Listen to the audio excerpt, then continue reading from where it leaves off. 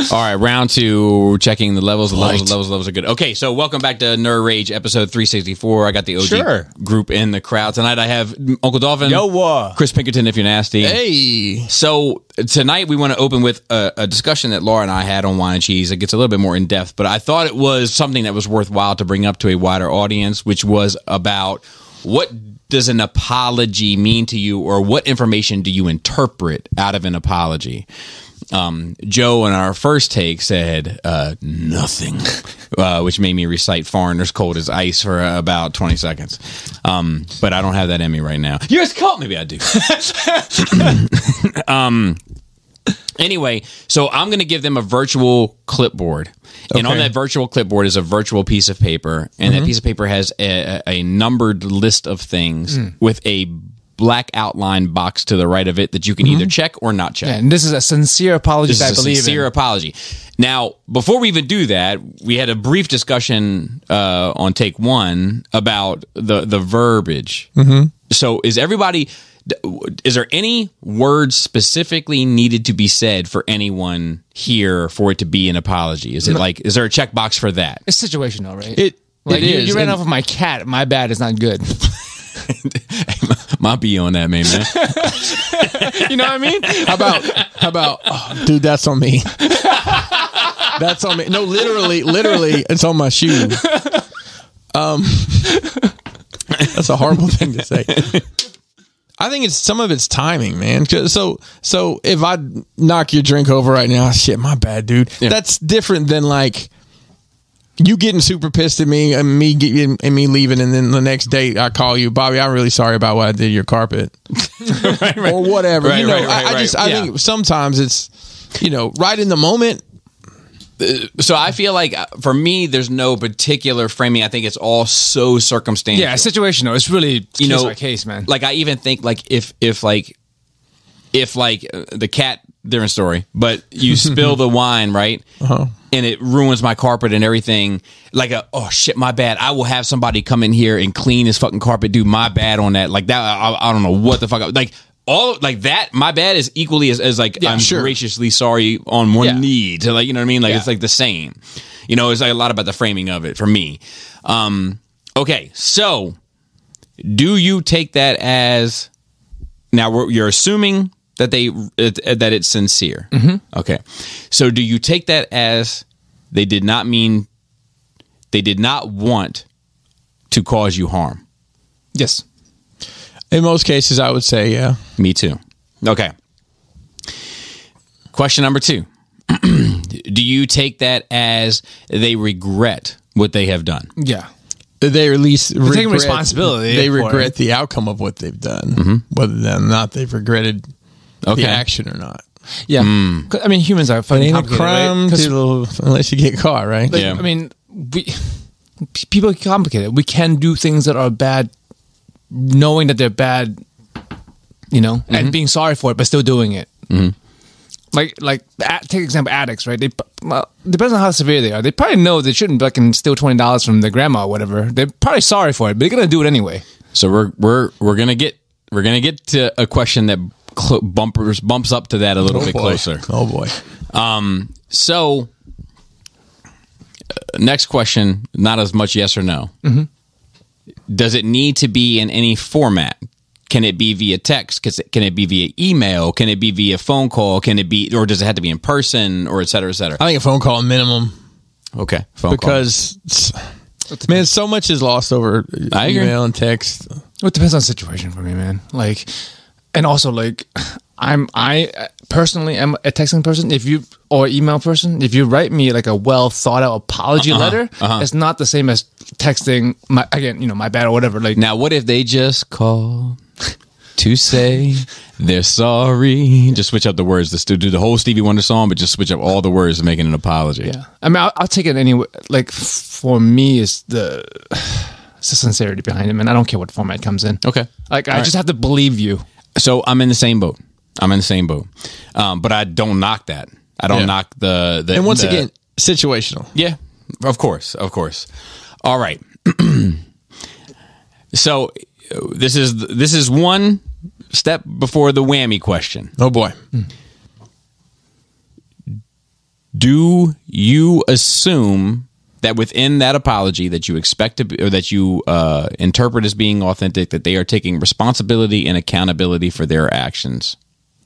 I would have to believe that in order for me to accept the apology. They are finding themselves at fault and therefore owning up to something. They're not apologizing for your feelings necessarily. Right. They're apologizing for what they've done to you. That's a hard read, though. Correct. Yeah. But in order for me to... Like I said, this is the lead up. In order for me to believe it's an apology and accept the apology, I have to believe that they're taking responsibility. Okay.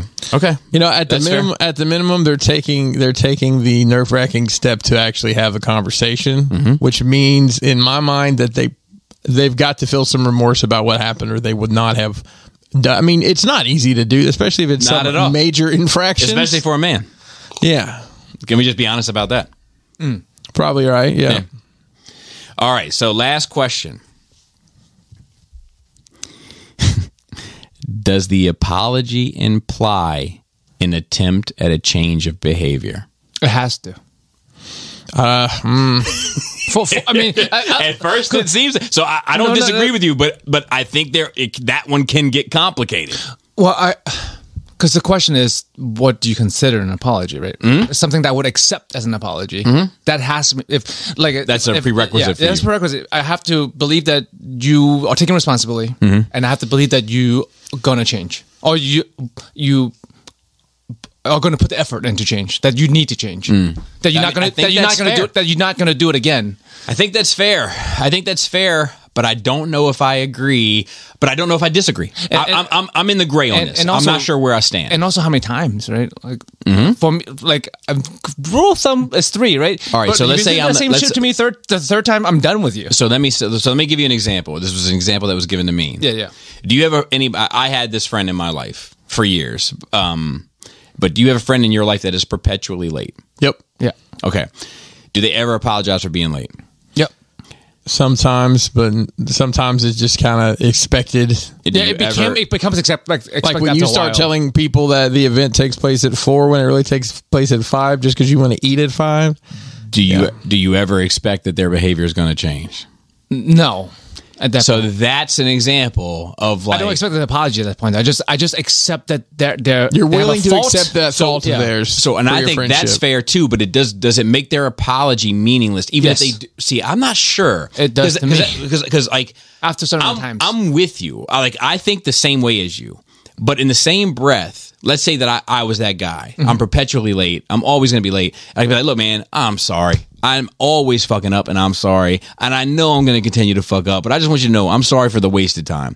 It's going to happen again. I guarantee it's going to happen again because I'm a mess, but I am sorry. And then on my end, if I value your friendship more than your tardiness, I'm going to be like, all right, well, I just know going forward, I have to tell Bobby it's actually 8:30 when we're going to start at 9. I will believe in my mind that they do wish that hadn't happened. Like, they check so many of the other... It's in the power to make that not happen. I agree. It depends on what the situation. Being late, it's in your power to not be late every time. I agree. Except when there's multiple people involved in your entourage of arriving. But in my head, there's so many boxes that it checks for me that, like, it's almost like I don't play all apologies evenly. When it becomes meaningless, it's no longer an apology to me. Remember, the qualification for me is that you have to put an effort to change, and you have to take responsibility, right? You took a responsibility, but you're not putting any effort to change. So I don't accept that. Well, this is on the effort to change conversation aspect. Right, but they're not going to. Right. They haven't for however many times, and they're not going to, so it's meaningless. So for me, I think, and I think that's valid. Don't get me wrong. But I think for me, it's like, you being late inconveniences me, but it doesn't hurt me. You know, I think if it's something that hurts me, that's when I really need the behavior to change. Well, that's why I accept the behavior, but I don't accept your apology. Okay, I think that's fair. Like I would take it as a fault or a character that I will accept because I like you enough to overlook it. Okay, let me ask you this: do you believe them? That they're like, look, man, I am sorry. I believe that they feel bad. Okay, all right, cool. I'll take that. But like sometimes I don't know. It depends on what it is. It's like a slap in the face. You feel bad, but not bad enough to fucking fix it. You're gonna inconvenience me every fucking time. I mean, and if you apologize, I don't know. Depends on what it is. I mean, I get rid of people while using other people. like the more times you do something and the more times you apologize, the worse it comes off. Because you're just giving me lip service, and it becomes disrespectful. It's like the boy who cried wolf almost. You know? Yeah, it's like you disrespect me now at this point. Why I even? Feel you, bother? but I can see a circumstance where it is sincere, and I can, like it's almost like, are you not going to apologize? I'm an hour behind now. Yeah. So I can see it either way, and it, once again, I think it depends on the severity of the infraction and who it is, if I like you or not. Well, yeah, and if I love you, yeah, and sometimes people like there are behaviors like that where people don't apologize for anymore. They just make a joke of it. Say, hey, look, I'm late again. Yeah, like, late Fred, still late, and then it was like, all right, you're here, let's go. Yeah, and it becomes a character trait more than a bad habit, right? Yeah, just stop apologizing at that point. Yeah, or either learn how to make a joke of it or apologize for it. For me, because I will accept it. I will be like, yeah, I believe you. I think you're a fucking mess and a complete fuck up, but I believe you that you don't want to waste my fucking time. But I also stop like counting you into things that I want to do with. Or I circumvent it. Yeah, I mean, not that I invite anyone to it. Anything I want to anyway. leave. I want this hypothetical. I want to leave at noon. I start inviting you at 10:30. Yeah, hypothetical situation in which I socialize with people. Chris, what were your thoughts on the matter regarding that? Regarding expectations of changed behavior? Man, I don't know. It's hard to get people to change anything about themselves. It takes what do they say, 3 weeks to form a habit or whatever, and I think it takes much longer to get rid of a bad habit. And if it's a bad habit that they're apologizing, I mean, that's a whole nother conversation. If it's a bad habit that they were apologizing for, that's really the root of how many times you're going to accept it. Yeah. So, I mean, I think it has to probably be a pretty devastating occurrence to that person for them to actually want to change their behavior. I mean, if they start losing friends, they might have to change. For me, I struggle with it. Like I'm not a quick person to dish out an apology. Most often because to me, a lot of those things are implied with an apology. Mm-hmm. A lot of my boxes get checked. So like I use words very carefully. Like I'll be like, look, man, like I didn't mean to do I didn't mean to do this, or I didn't mean for this to impact you this way, and I wish it hadn't. And that's all legit. But I'm careful to issue an apology because when someone issues an apology to me, I think I do more often than not expect a change of behavior. Mm-hmm. And if it's something I'm not going to change, not because I'm being stubborn, but because at a certain point, especially like speaking publicly for 3 to 6 hours a week, mm-hmm. I don't want to hurt anyone when I do this. But I can't protect everyone when I do this, or it becomes the thing that people don't want to listen to in the first place. Yeah. A lot of times the things that attract people to me is the same energy that ends up offending them later, you know? Yeah. And you're just a conduit, man. It's like, oh man, that knife is really sharp. It's gonna cut this meat perfectly. Ow! I nicked my finger. Perfect. I had a similar experience today, actually. So with a knife? No, it was something very sharp. I literally poked into my finger and didn't realize it. So I've been thinking a lot about it because there's something that has come up in my life recently, and I get in. It's a personal situation on Wine and Cheese. I'll tell you guys. It's on Patreon, guys. But I apologize for it on Patreon, and I feel bad, mm-hmm. but I also know I can't commit to the change, so I don't want to issue a disingenuous. To me, that's the worst. I mean, that's when you do the route of I'm sorry if I offended you, not necessarily like I'm sorry for saying the thing. But that comes off. If you don't word that bitch quite right, I know, but you have to. That's what I'm saying. Like, because it can come up as like sucks to suck, callous. Sucks to be you, which I don't mean. Right. So like, I mean, it depends on. It depends on wording and. But it has anyway. I think it's just sincerity. You know, it's a good conversation. I think like the table at people's kitchen table, like it's a good talking point of like what is an apology. And like Laura and I talked about it, and even with us, we were like, oh, no wonder we keep getting upset about certain things because we don't think the same way about an apology. Yeah. You know, Laura will sense. apologize if the weather's wrong. Yeah. You know what I mean? She'll be like, you know, tomorrow's supposed to be a nice day. And we'll wake up and it'll be rainy, and she'll be like, I'm sorry. It was like you know what I mean? But like, she apologizes so much that it's like I don't, you know what I mean? So it's an interesting conversation. I've got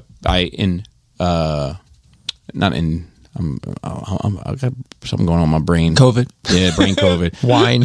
But yeah, that too. But I recommend that people have that conversation at home. Anyway, This is Nerd Rage at Night. it is. Week It 2. is. It gets like this one as a night. We need that Yes. lady saying that dirty noise Yeah. when it's Nerd Rage at Night. There we go. With that being said, Chris, you got your coffee first. Joe, how was your nerve? Man, work. You saw me on my one day I put off. in work.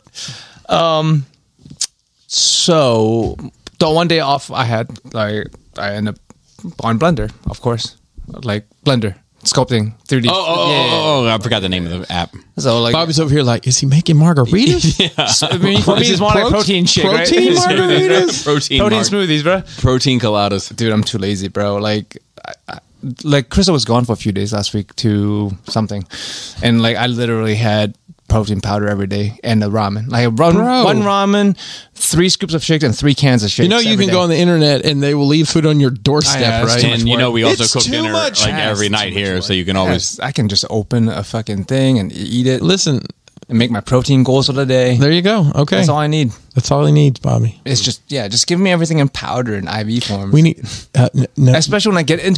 Dude, Bobby, we got to tell Krista. I enjoy to tell eating us. too much for that shit. We have to tell Krista to let us know when she's going to be out of town, so make sure he doesn't dry up or something. Yeah, really. I drink plenty of Diet Mountain Dew.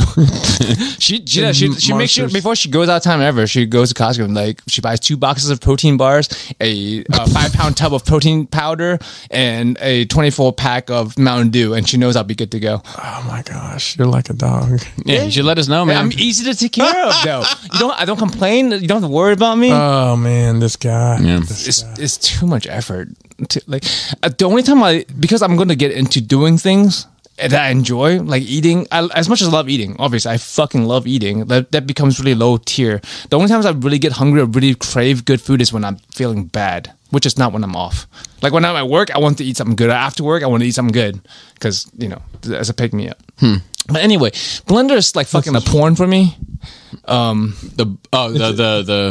Because I'm looking at the anatomy, like I'm getting into the fucking, I'm getting into them doing all the things, and I'm like, yeah, that's how that looks. And then I would start looking at dudes, you know, because sometimes dudes be in shape now in porn, man. Yeah. Right? There's no Ron Jeremy's anymore. Right? So like they be like fucking ripped and shit, and be like looking at the dudes, and I'm like catching myself, I'm like, what the fuck am I doing, man? I'm supposed to be jerking off, and I'm like doing anatomy studies on this fucking porn star dude. It's fucking me up. Joe. Hey, I'm here for you whenever you want to live your truth. Fantastic, man. If y'all get ripped, I'll be like, I'll invite you over to get naked, bro. I've been coming. And I'll sculpt you. Oh, gotta keep this. You're gonna need a lot of clay. Keep this pot belly rolling. Hey, 3D clay is free, man. I have unlimited amount of it. And like I worry about staring at people now. Like when That's I'm why I talking wear to somebody, sunglasses. usually I don't make a lot of eye contact. I don't know if you notice. Like I don't. It's this antisocial thing. Right? Like when I talk to people like outside my periphery, especially at work, I don't talk. To Yeah, because you did back in 2019 when you became antisocial. That is true. That's crazy how that happened. Yeah. So but like now I catch myself looking at people more, but I think I'm looking too hard because I'm not really giving them eye contact as I'm paying attention to them. I'm just looking at the face. Do the hard blink. I'm just like doing the like wire mesh around the face and thinking about how like curves and shit. Oh, you were in the Matrix, bro. Yeah, man, Well, I remember during that, coffee with the comic book greats or whatever, that Stan Lee show that you and I talk about from time to time, like when Jim Lee was on there and he's like, look, the best advice I can give is everywhere that you go in life, remember it. If you go to a dentist's office, take note of everything because one day you'll have to draw a dental's office. Like that always stuck with me. Yep. And my favorite thing to draw or make is people. So I'm staring at people. People. But I get into things, you know, like with anything, 40K, with anything. If you have listened to any amount of me over the years, you know that when I get into something, I do nothing but that. I live it, I breathe it, I think it. Right? Hyperfixation. And then I don't ruin it for myself, but I kind of ruin it for myself. Because I start getting upset at myself for not being better. I hate that about me. Yeah, but I mean, like the same breath, it's like you can't look at what you've done in this time that you've done it and not take a little bit of credit. Like there's a lot of motherfuckers that couldn't be where you're at that very basic. I think you're ahead of the curve. Yeah, are you kidding me? Yeah, I accept it. And logically, I understand it. But I'm like, I want to be better now. And then also, not a time I'm limited time. Like if I, but you also like you got to equate that shit to other shit in your life, man. Like you know how long it took you to get like in terms of like bodybuilding and stuff where you are like 3 years, yeah. You know what I mean? Like and it's the hours. Like there's an equation. Like you need 2,500 hours into something to be like proficient at it. Right. I need 2,500 hours now. I'm going to find 2,500 hours, and maybe because I'm getting a little bit older. Not that I'm old. All that shit is.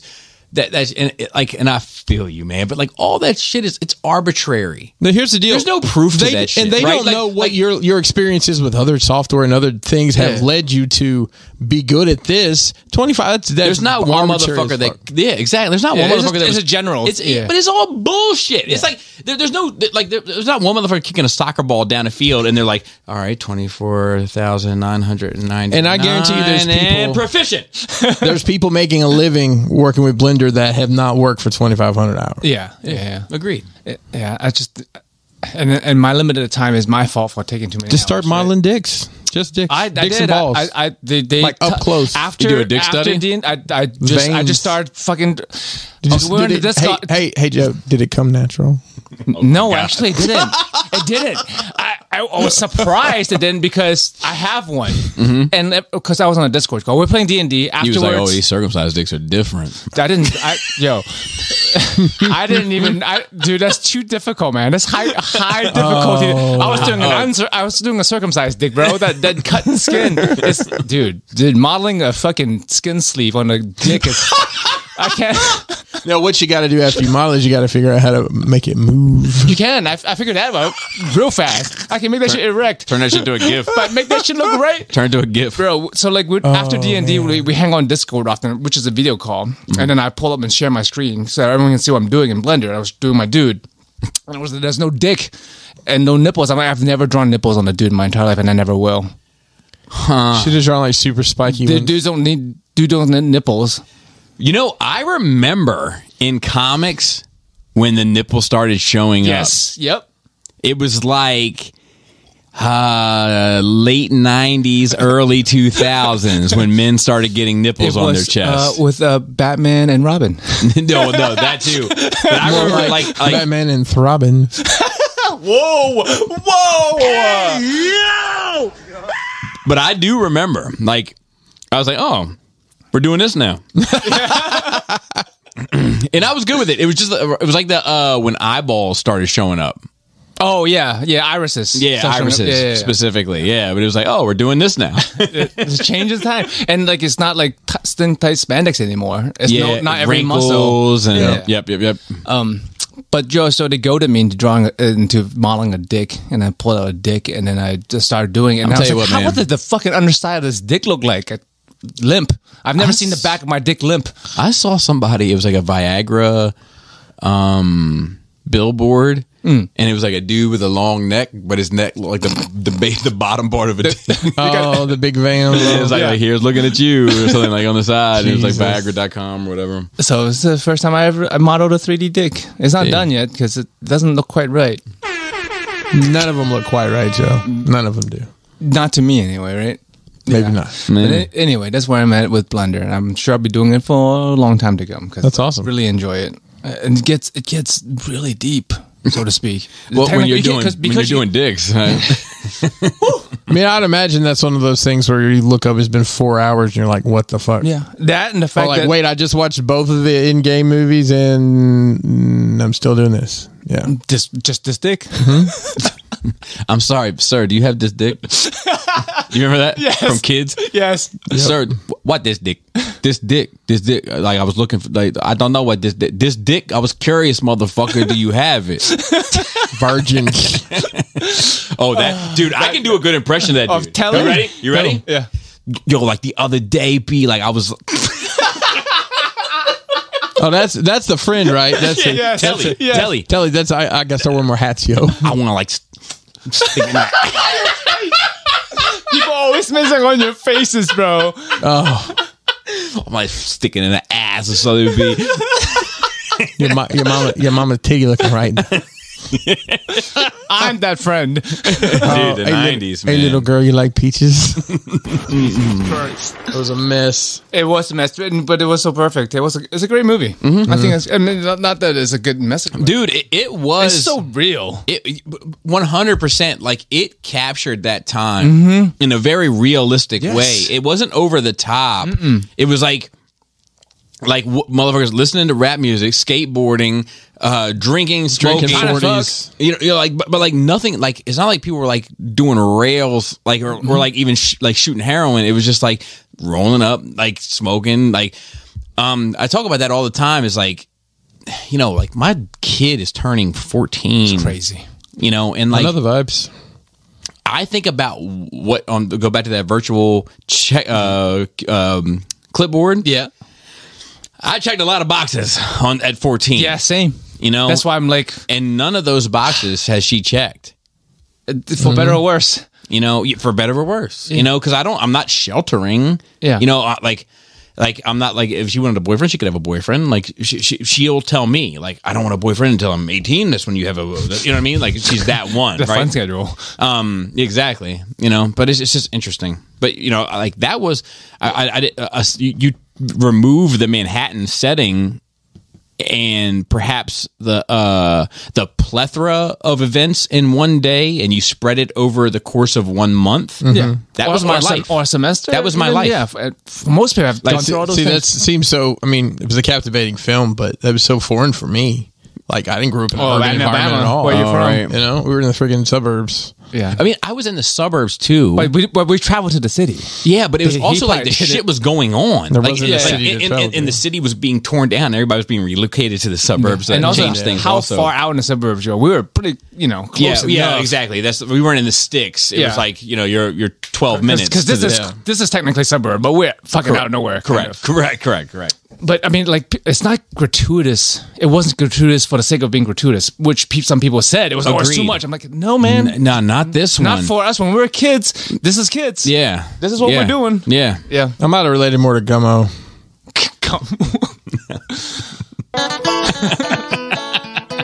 Fucking rabbit stinks. What's the plot of Gummo? Oh, to steal cats, to kill them, to sell to the Chinese restaurant, Smells like great pile horse shit. to give to the guy who's pimping out his mentally challenged, his mentally Dude, ridiculous I got sister. turned on to that movie from fucking Belly. Don't use that sentence. From Belly. Don't ever say that. I'm sentence sorry. You're again. right. But from Belly is where I got turned on to it from. How? Was it in Because the DMX, previews? after they robbed the club in the beginning, they go back to DMX's house and they're watching that movie on Oh, the big really? screen. Okay. And Nas is like, yo, what the fuck you be watching in the crib, man? and DMX's greatest line, he just responds, shit's bugged out, right? And like, just go You're right. Yeah. Oh, fuck. How did we get into your Nerd Week. You've been sculpting. Oh, yeah, come to find out, sculpting is like barely scratching the surface of Blender. Like, coloring and texturing, all that. Like, I've already watched 5 hours of it, but I still haven't gotten quite a clear wrap my head around it. Not even talking about animation and stuff, but yeah. I wish I didn't have to work. If I was independently wealthy, I could be doing this for 8 hours a day every day, just taking lessons and doing it. Yeah. See, like what old people do. You went to community? You didn't go to community college. You went to real college, didn't you? First of all, I went to community college, and they're all real. I'm gonna make you put some respect on that. I did go to community college. Hey, Same. I graduated from community college. I went to community college for 3 years. I did too, and I got That's good. I did too, and I got a 2-year degree. Me Exactly. too. Me too. I think that's Me too. like ahead of A schedule. bunch of People go there extra for stuff. plus years and not get a Let's degree. have a toast for the douchebags. Let's have a toast for the assholes. But I also, like, I'll tell you this. How about all those that graduated from JUCO?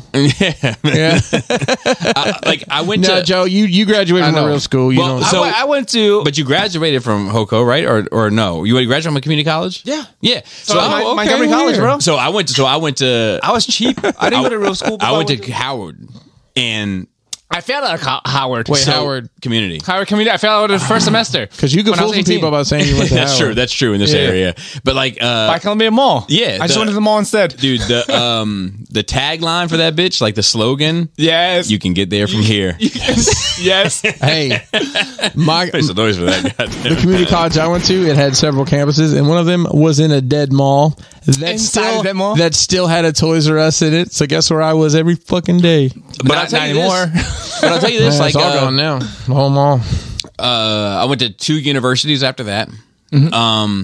and I learned the most at community college. Yeah, I consider the community college I went to better than the pharmacy graduate school I went Wow. to. Like, I had much better experience at a community college, but it was a very highly rated community college. Flex. Mine was so highly rated; it was the only one in a tri-county area. No big deal. Ours is highly rated. University of Maryland automatically takes the credit without checking. Yeah.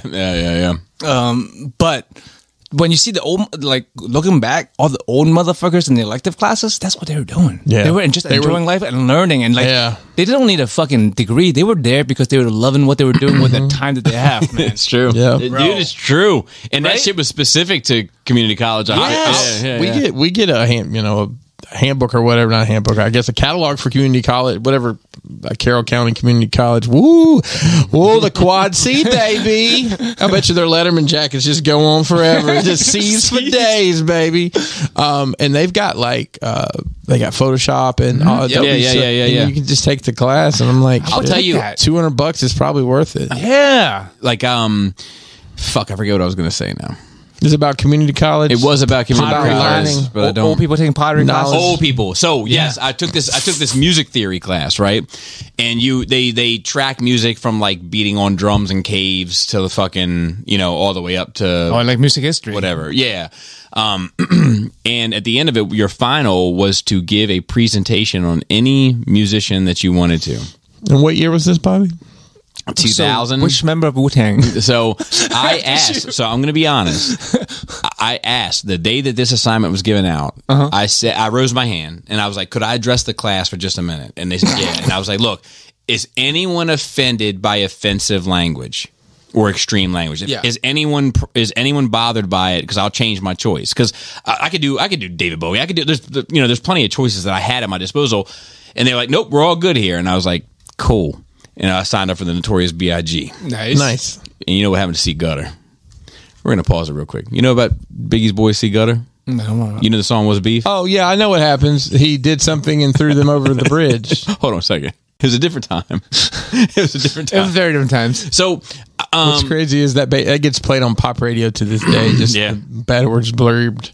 so I did my presentation, and this old bitch fucking shitted on my presentation because of the language. And I was like, well, to be fair, I addressed the class. You were here. Was she a student, not a teacher? No, one of Okay. these old women taking the, taking the class. Yeah. So then she did hers, and she did hers on Billy Joel. Who I fuck with Billy Joel. Never again. I've never been able to listen to his music again. Wow. Because of how much I was fucking turned off by her at that Poor event. Billy Joel. Yeah. I'm sure his pocketbooks really suffered over the years. Yeah. You're turning your back on the piano man. who Maybe plays he didn't start the harmonica. fire, but she did. Speaking of people ruining community college classes, I took art. Of course, I took art as an elective, and you can opt into nude modeling. Like if you pay certain money, like everyone can chip in to hire a nude model to Sure. do drawing, right? Sure. Which a lot of us did. Most of us did. We did not. This one bitch, not only did she not chip in and did not participate, which is fine if you don't want to. Naked bodies are weird.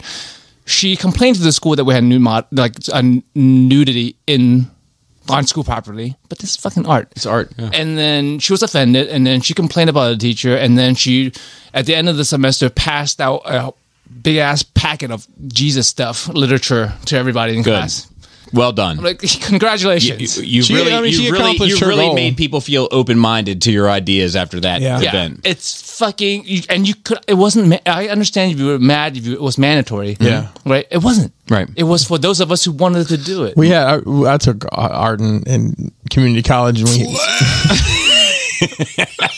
yeah, it was $142 well spent. And we had a nude model, and I just hope she What was his name? No, well, I hope she was a volunteer because I still remember that.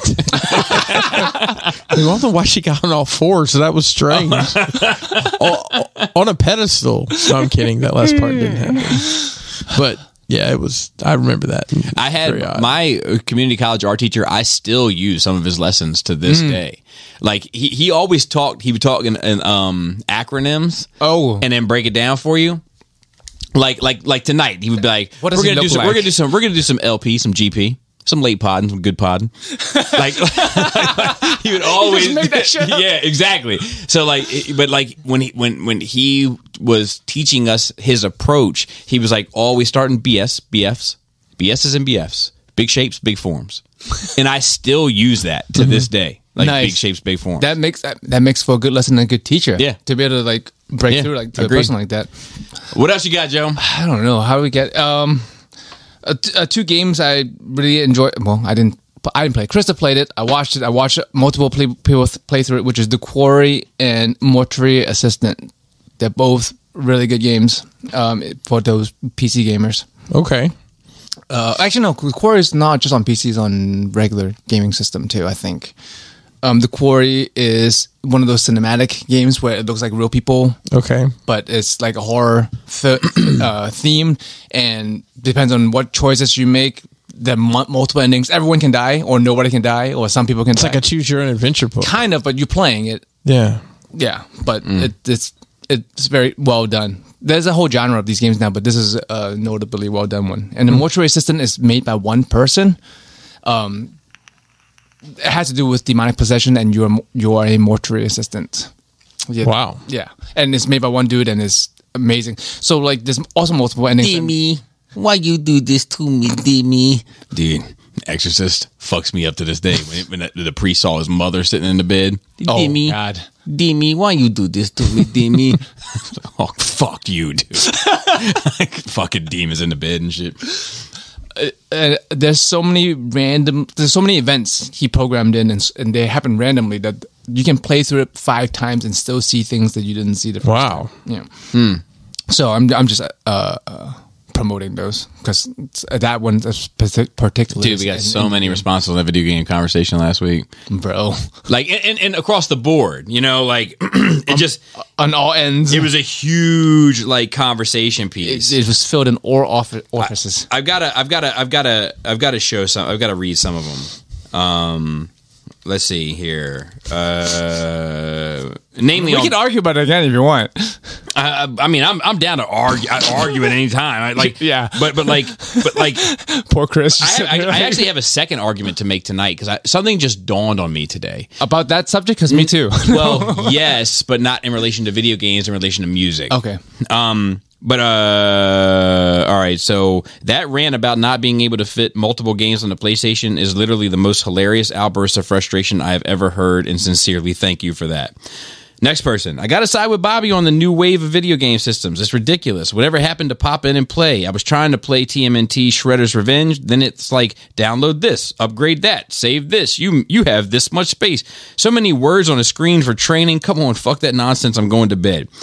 All right, let me just say this. Your various content is my number one favorite of all other content creators out there. Primary 1/6 scale, Joe. Oh, this is from Ryan. I wanted to say that I sincerely appreciate. Oh, that was something else. Okay.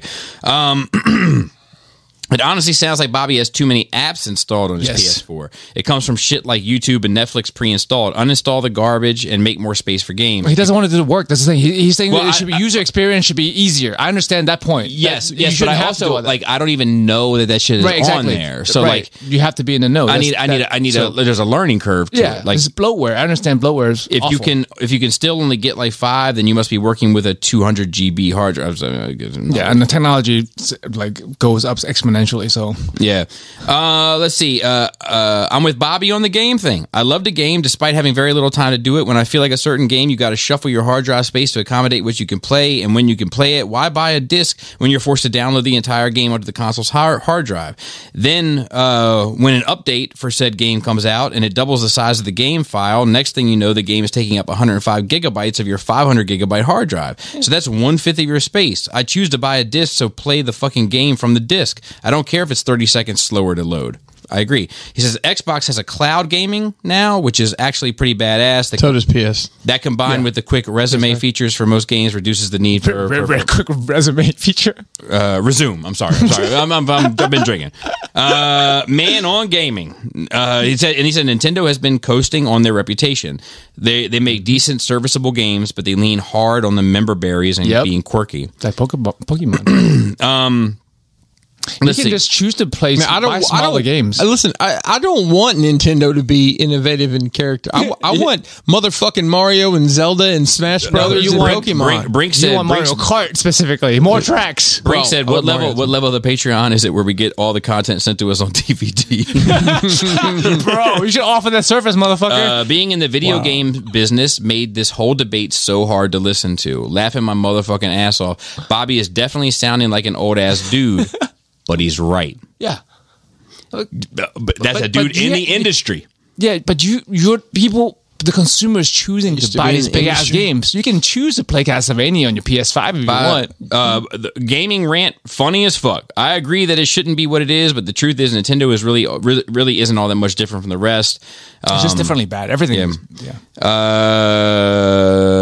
And apparently I made some comment about Bollywood. I hope it wasn't too bad. I haven't listened back to it last week. Fucking goddamn Slumdog Millionaire. Dude, I'm telling you. I tried to steer you away from that. On Slumdog Millionaire. Look, Sanjay, I'm sorry. But he said it, folks. They break out into song and dance and shit. Like, that's a big part of the Bollywood. I don't remember that in that movie. Yeah, I'm telling you, like, the soundtrack. There's a part. Yeah. I'm not. But I think it's kind of like off the cuff at the end, isn't it? It's not like part of the plot. But it's a little tip of the hat to it. It's got some tendencies. It's got some tendencies. My man Posse hit me up and co-signed it. RR is amazing.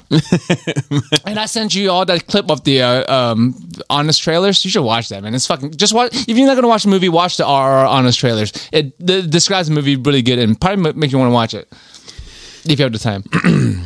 So, but yeah, I mean, and there was more on DMs and PMs. There was more like I got a ton, but but there's a lot of people frustrated at the experience, to say the least. Like, there was some in your corner, some in my corner, but there was a lot of people. Subjective. There was people that were in your corner that were also frustrated with the experience. Yeah, no, I understand. Like, I perfectly understand why you're frustrated. Yeah. All right. Yeah, that's all. I wasn't invalidating your opinion. All I need is an ear sometimes, Joe. God damn it. But I'm not going to apologize. I'm not going to change my ways. All right, continue. And lastly, I just want to mention the director of John Wick. Yep. It's going to make the Ghost of Tsushima movie. And he's talking about doing it all Japanese. Because it's raw on your plate already. So there is. Last week was Indian. This week's going to be Japanese. So there's a ghost of the sushi in your stuff. That's fucked up, man. Bro, what is this? What is wrong with you? I mean, like, it's not as bad as the live octopus you'll eat when the suction cup is still like on your face as you try to eat it. Ruined one of my favorite foods and favorite games at the same fucking time. I did not see that. So is it Chad?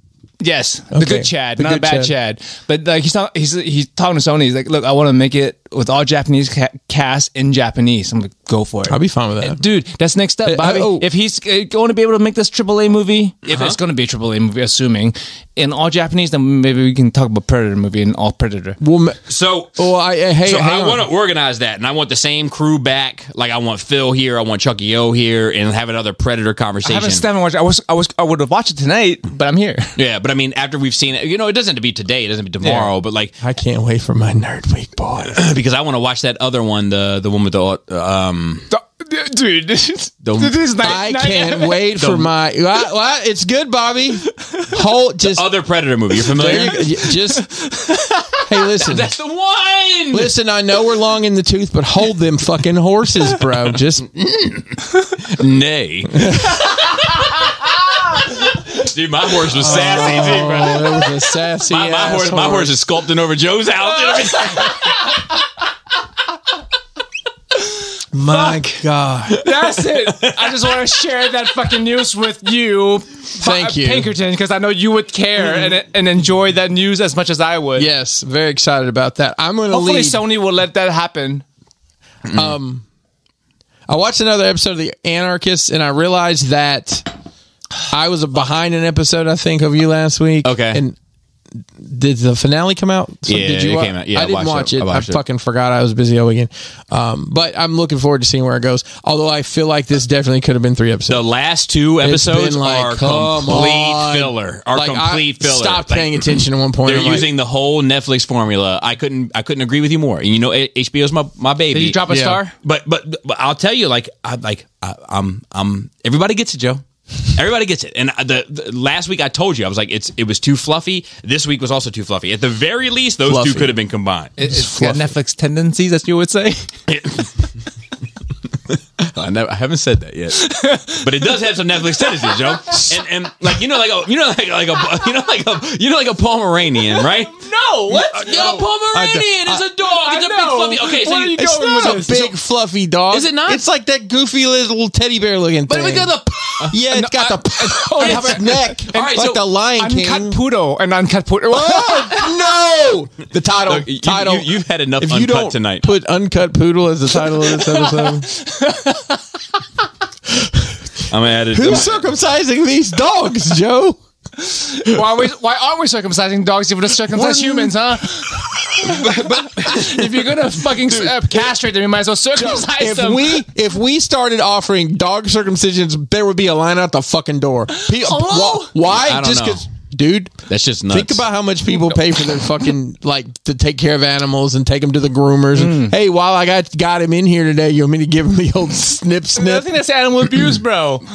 But where was I going? Oh yeah, so Fluffy. So a Pomeranian, big fluff. It's a little dog, but it's got some big fluff on it. It's got the big. Okay, so if the is the series shit. If you just take the clippers and you shave off the, then you get the fucking doc, and it's got some Pomeranian fluff. Bro, that's on it. the weirdest fucking analogy I think you've It's ever because he's pulled got a out. fucking dog now. He's thinking about fucking dog. But the real dog is underneath all that fluff. Well, okay. That's what I mean when I say the fluff. Fine. All right. I'm just going to shave every animal I see from now on. You gotta shave. I mean, let me know where the fuck the thing is. Like you got both. Like a fucking Pomeranian. You don't even know where the fucking dog starts and ends. Really, you know what I mean? Like it's just like you know the hair is out there, but the fucking dog way underneath that shit. Like you know what I mean? Like you got to search for it. Like I'm saying, like I'm not sure we're talking about the right animal here. I'm not good with dog breeds. I mean, I know what a Pomeranian looks like. I know what it's golden like a retriever little is. around dog, isn't it? A golden retriever. I know what a pit bull is. Pomeranian. Are you asking? Oh yeah, fluffy motherfucker. I see him. That motherfucker's fluffy, bro. Okay, that's the tiniest picture on the internet you could have found. Well, let me see. I can see more on Wikipedia. It's fine.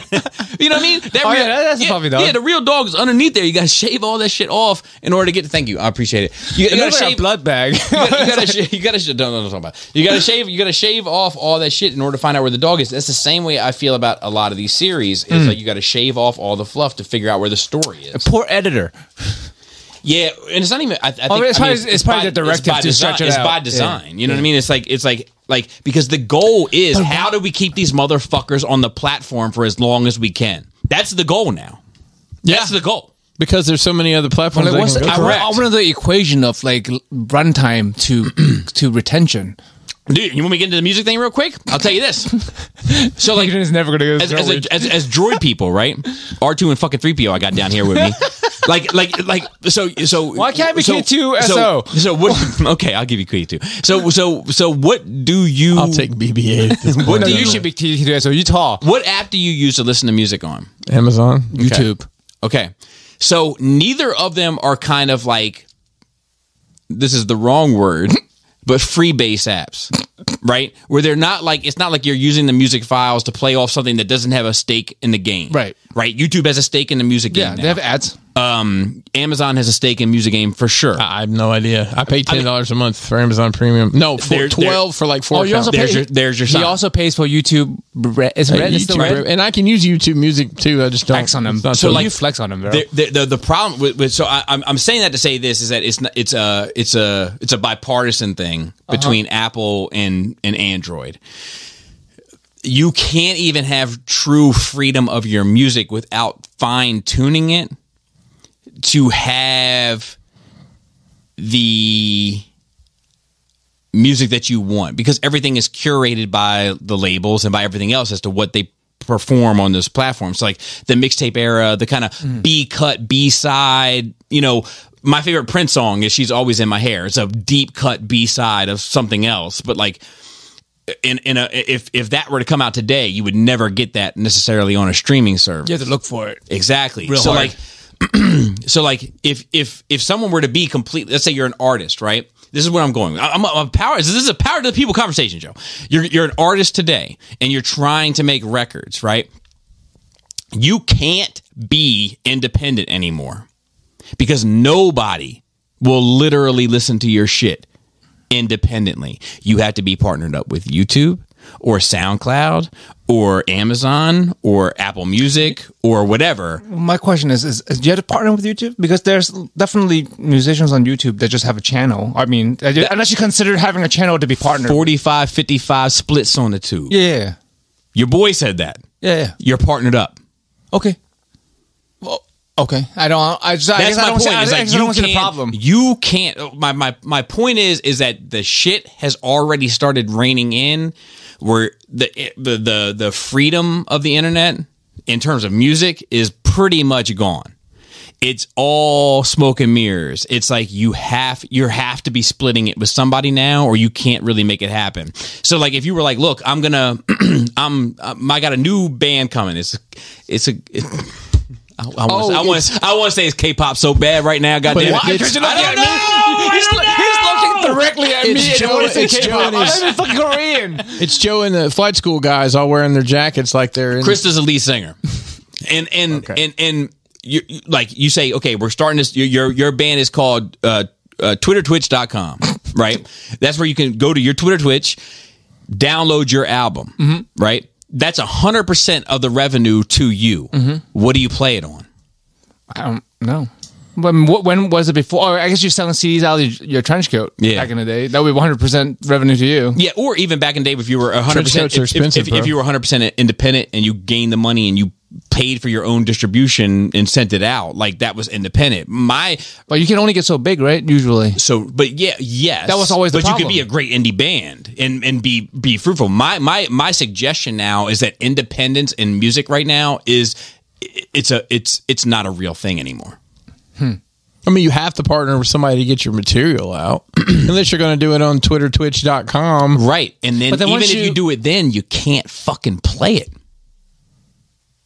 I'm not 100% sure. That's true. Once you let me. So you're right. You're right. You have to download it to your device and then play it through what? I mean, if I click on a song I've downloaded, it'll probably give me 3 or 4 options. I think this is a really roundabout way for Bobby to argue about bringing back the CDs. So you don't have to play digitally on anyone's phone. Because that's the only answer for you to not have to run it through any service. Is if you sell discs. No. CDs. No. So you want the formula? Here's the formula. You create a music streaming app that is based entirely off of what is in your library. So if you download from Apple Music, you download from TwitterTwitch.com, you download from whatever, it's all in a central library, and then this app plays it all accordingly. Winamp player. Yeah. Automatically. Winamp's coming back. I was just saying, because I use Winamp's coming back. To kind of get skins. It's gotta be super user friendly, because there's a lot of them now. Even Apple Music, I can do it now through Apple Music, but it's not the most user friendly because Apple Music doesn't want you to. I guess user friendly is just, I guess it's a subjective term, of course. Because if you, I don't download music. right? So if you download music, let's say do you download in MP3s, MP4s, right? Because if you do that, then you don't need a service. All you need is an MP4 player. You just need a software that's free, like VLC player or some shit, and then you can you can make your own playlist. But it's not going to be in the same place as all your streaming music. That's what you're getting. Yeah, it's not as user friendly. It's not as someone's going to make money somewhere, bro. No one's going to give you a service for free. So I agree, but what I'm just saying is that you had to pay to press those CDs and put gas in the car, so you go to the corner and pop the trunk. 10 years ago, if you could have an artist sample Queen and put it out on a mixtape. Right, and then you could have access to that. Like that era is going to go away. Oh yeah, for sure. Like that's not even like the freestyles over beats. Yeah, it's not going to be something. It's like it has. Although that constricted, that piff.com still exists. Yeah, that's true. So if you want your mix, that's true. But I think that it's almost the answer to it. Right, is sponsorship. I haven't gone to that. If you want to look into like how the money can be made without it having a split. But I mean, you can start playing on the streets. Well, look, here's the deal. Yeah. Here's the deal. Like you said, if you want to be truly independent, you've got to build a platform to be independent on. It sounds like. I mean, like you said, you're going to have to. But like the thing is like I guess what I'm on point is like you could be independent and be right next to Notorious Big 20 years ago or whatever. You can't do that now. Right. You can't. No, you're right. Game's changed. Yeah, and I'm saying it's become more like it's one of those things where it's like we view the internet as this thing that has made us more free, but this is a circumstance where it has made it more corporate. I think it'll make things to me anyway. From how I use the internet or media is I find more exposure. Like there's people I watch on YouTube and stuff that I found I really like. And without the internet, I would never paid attention to them. Which is fair. Like, I'm not saying that the internet is bad. No, I'm not saying that. But like, it's constrictive, but while also expansive in that you get to see all these things, and you get to put yourself on. Even if you have to split your fucking profile. But I mean, YouTube is fucking Walmart. Do you know what I mean? Like, they're the biggest fucking rapist of artists. Like you know what I mean? Like. And it's cool that you get to be exposed to new artists. Also, straight up, right? It's also cool for them because otherwise they do have to play on the streets. Hopefully, someone will walk by and like their shit and give them $1. Yeah, but I mean, they can't even make it till they have 1,000. You have 1,000 subscribers to get in the door. But Nerd Rage is bringing in $13 a month. It's a lot easier to get 1,000 people to look at you on YouTube than it is on the side of the street. Let me ask you a question: If you had your Twitch and you had 200 people staying on your Twitch for 3 hours a week, what is that worth to you? I don't know. I don't look at the money. Ballpark. I seriously have no idea. I don't look at it at all. No, I'm saying you're gonna perform for 3 hours a week on Twitch. What is that worth? Worth to me? Yes. I don't know, man. Because I bet you it's more than $13. Because I'm doing it for free right now. Well, sort of. Oh, well, yeah, sort of. I mean, yeah. Capital S. Chris gets paid. Right. But, like, I don't get anything out of it. I mean, yeah, Laura doesn't get anything out of it, too, but she doesn't have to pay for a fucking Catwoman. You know what I mean? Yeah. So, I mean, like, I'm just saying that, like, recently specifically with music, because I think it's the easiest to look at. And you love music. But what music has been doing for years, movies and TV are now becoming. But like, I get to see all these awesome fucking, not even just shorts, just media, movies, fan-made stuff on YouTube that I would never fucking get to see. And these people would never be able to put out in a theater ever in any circumstances. But I mean, why can't you use the social media platforms to promote those things and push it independently? Look at Andrew Schultz, right? I only know about Andrew Schultz's comedy special because he's already big. Because but is he? He's big now, but he's big now namely because he's pushed himself so hard, not because other people have had a play in it necessarily. His shit is for sale 100% straight from AndrewSchultz.com. And then even that, I got to watch, you only have access to it for so many weeks. I mean, he still has to pay an ISP to have his fucking domain name. Yes, and but that's not the same. That's not the same because that's not a split. That's a service. Yeah, but like I'm just saying, like these people who are making all these amazing things, there's people that are making money on people's content. No one would ever have seen it. They would have no audience, and I would be missing out if it wasn't for the internet. Okay, so what about when it's somebody that's already famous? already paid into the system. But we're talking about indies, right? No, but okay, now a major wants to go indie. What do you mean? I don't understand. I don't know. The Rolling fucking Stones, Joseph. The Rolling fucking Stones tomorrow want to go independent. I don't know how it works. It doesn't. Are they not independent? It doesn't. I don't know. It doesn't matter. David always dead, rest in peace. But whoever, Yeah, like dead. any fucking legend, like it doesn't matter now because like if they were to go to like Metallica, They can't just buy us. if they were to go to Metallica.com and only Metallica records were specifically available through Metallica.com, you still can't integrate that into your regular shit because everybody is curating their shit to be specific to their streaming platform to make money. Okay. I get confused. So we're talking about specifically about streaming platform, and I'm talking about a music playing platform Because they become synonymous, Joseph. You can play music without being streaming if you've downloaded it. Okay, but Just like an iPod. that's not even fucking true. Because the moment you get a new phone, then what? Isn't all your shit you downloaded saved somewhere? No. You should. No, that's not me. Like Apple Music, that shit is downloaded to your phone. You can back it up. What are we getting at here? I have no idea. I think he wants CDs as well. No, not at all. I'm just saying that, like, just like he wants cartridges. It's just a statement about how something that is advertised as being so free, Go to dark web, bruh. is actually the inverse of it. It has taken the freedom away from it. Download Tor, bro. In fact, you can't compete. Are you talking about from an artist standpoint? Yes. Okay. Thank God I don't fucking try to sell music because, I mean... And it's becoming that way with movie and TV now, you're too. indie with what you'd sell. Yeah? But I'm not talking about Yeah. physical. Physical thing is not a problem, Joe. It's the digital shit.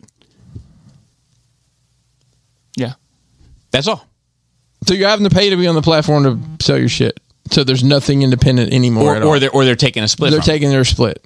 Have there ever been? And you can't. There's no alternative options because they control 9 times out of 10. They control the thing that you listen to it on. It's not even about the shit that serves the music. It's about the shit that plays the music.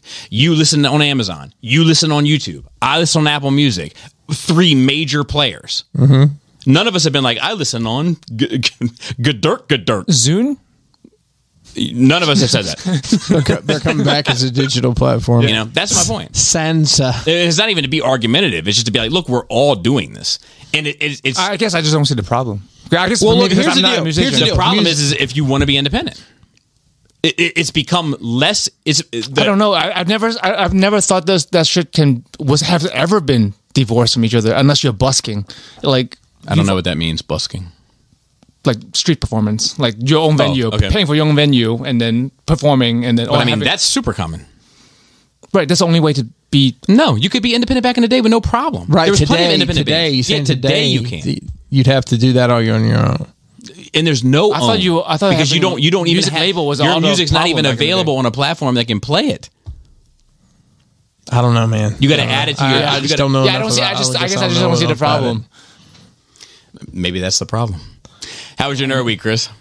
Well, He started with so far it was the anarchists, and then I don't know where the hell we went from there. Anarchy. The Pomeranians. So, God, I watched a movie. Bobby, I don't remember if you mentioned it or not, but I don't think you have Netflix anymore. So I'm actually. I Did you get it back yet? Did you get it back yet? I'm actually purposefully trying to watch at least one thing a week on Netflix just so I can bring this I up. canceled that shit like it was a Twitter account. Yeah. Well, listen, I watched a movie on there. It's a new movie. It was the number 1 movie on Netflix. On Netflix. So I remember hearing about this. I saw the trailer, and it is a Netflix movie, Bobby. So don't worry. Just look at me in the eye, bro. All the yeah, that's right. All the trailer power you could possibly want. I imagine. This film, the cast includes Jamie Foxx. Wow. Yeah. Dave Franco, who's James Franco's brother. I am familiar. I'm not. And a very tall gentleman you might have heard of named Snoop Doggy Dogg. Oh, wow. And I just saw him. He has a cereal coming out called Snoop Loops. Yes. Really? Can't wait. Is it just a rebranded Fruit Loops? Probably. Yeah. So this movie is called Day Shift, and it's about vampire hunters. Jamie Foxx and Snoop Dogg are vampire hunters or Yes, vampires? they're vampire hunters. Okay, both of them together. Mm-hmm. Is it buddy cop? Is it comedy? Well, it is a bit on the funny side. I'd say it's got some like Evil Dead humor to it. It's the funnest of romps. Oh, I can't wait Bobby, to watch I'm it. so glad you don't on Netflix because you would hate this. Snoop Dogg's a cowboy vampire hunter. Wait, is this a period piece? He drives a Is this a period piece? No. Oh, I hate this already. It's set in modern times. But he's a cowboy. He wears a cowboy hat and drives a lifted truck and wears a duster. Is he from Texas? Maybe. They call him. Yeah, I hate everything. Oh, you would have hated it. I mean, it was I'm like, it was fun. I'm just like, tell me more. It was fun. This sounds amazing. Hate it. You know, they got their own, lore about the vampires and It has a different take on it. yeah, the vampires have, I guess, they never really explain it that well, but I think they've come up with some sort of like super sun screen that they can actually be outside for like 30 minutes. They did that. Yeah, well, there's sunscreen and then wear clothes and stuff, right? And then like the big baddie vampire is a real estate agent, and she's selling these giant like neighborhoods to just to vampires. And there's all these rules. There's a union, and you can't break the rules. And oh, that sounds great. Yeah, it's a lot of fun. It's a lot of fun. I am pro union. Well, then maybe you would appreciate this for a different reason than the rest of us do. So after last week, that sounds great. After last week, yes, I think it's definitely worth a watch. If you were in a fun romp kind of mood, it is definitely always. worth a watch. After last week, and yelling about, I was in one today, a fun romp mood. Nice. Yeah, and I had my box checked, so to speak, on my virtual clipboard. Oh, there you go. Hey, can we like copyright that virtual clipboard? Can we make that hey, dude, you can listen to music on the clipboard. That's what we should name our service, and then we can give back to the fucking artists. Oh, is that what we're gonna do? I thought we'd just take. Where we're gonna get our money from, though? How about we give them we give them a point more than our everybody money else? is made through sponsorships from other people. Oh, that's right. I mean, is that how we're making our money on Nerd Ray? Yeah, of course. This $13 a month. This episode of Nerd Ray just brought to you by. Yeah, the funny thing is, Blender is that way. Is it? It's completely sponsored Blender? by. Oh yeah. You know, Blender. You gotta say Blender, the sculpting app. It's indie. You know. Yeah, exactly. So is Wikipedia. I give them money every year. Yeah. Sponsored by the people. So like after our delightful interaction last week around the Predator movie, yes. Prey, and I've got a lot of feedback about that one. I was flipping through Hulu the other night, and I said, "Oh, look, Kel, rest of the Predator movies up here. You want to watch another one?" Ooh. So we got to looking at what was available, and the one that she decided she wanted to watch, I said, it's the one that wasn't on there. Was 2018's The Predator. Oh, so that's but Bobby the one. Would say the. That's the well, no, I didn't. He says that's the Predators on the spectrum. That's what he said. Yeah, but I think there's something to that. Okay, Like there's may I? I haven't seen it. May I though? Yes. Because I have. Okay. Not only did I see it, gentlemen, I paid money to see it. Why? Because it wasn't available. Because it's not available anywhere. For some I've reason, looked. that one it was. We bought it on Amazon. It was $4 or whatever. Come to find out, my wife only wanted to watch this because one of the lead actors also in The Sandman that she's recently watched. I still need to watch it. That's on Netflix. Yeah, It is. That movie is so fucking awful. I didn't even watch it. I've heard. I mean, it is like to the point where it's like, I wonder what kind of dumb shit's gonna happen next. It was almost like that where Willy's Wonderland. You're Yes. like, I wonder what dumb shit's gonna happen next. But Willy's Wonderland was good. It was this. This was a very. Oh, it was bad. Even Phil says it's bad. Right. I mean, I've gotten so much bad feedback on the movie. I never watched it. Well, I didn't know. I couldn't disbelieve that many And fucking it's people. so rare that my wife wants to like pick something. I'm like, fine, we'll watch this one. Of course, about halfway through, I'm like, this is awful. I am not a Predator fan. Like Olivia Munn is. Oh no, she's in it. She's a scientist that all of a sudden knows how to use a tactical firearm, and they don't explain why she all of a sudden can pull up a machine gun. Is she a tactical scientist?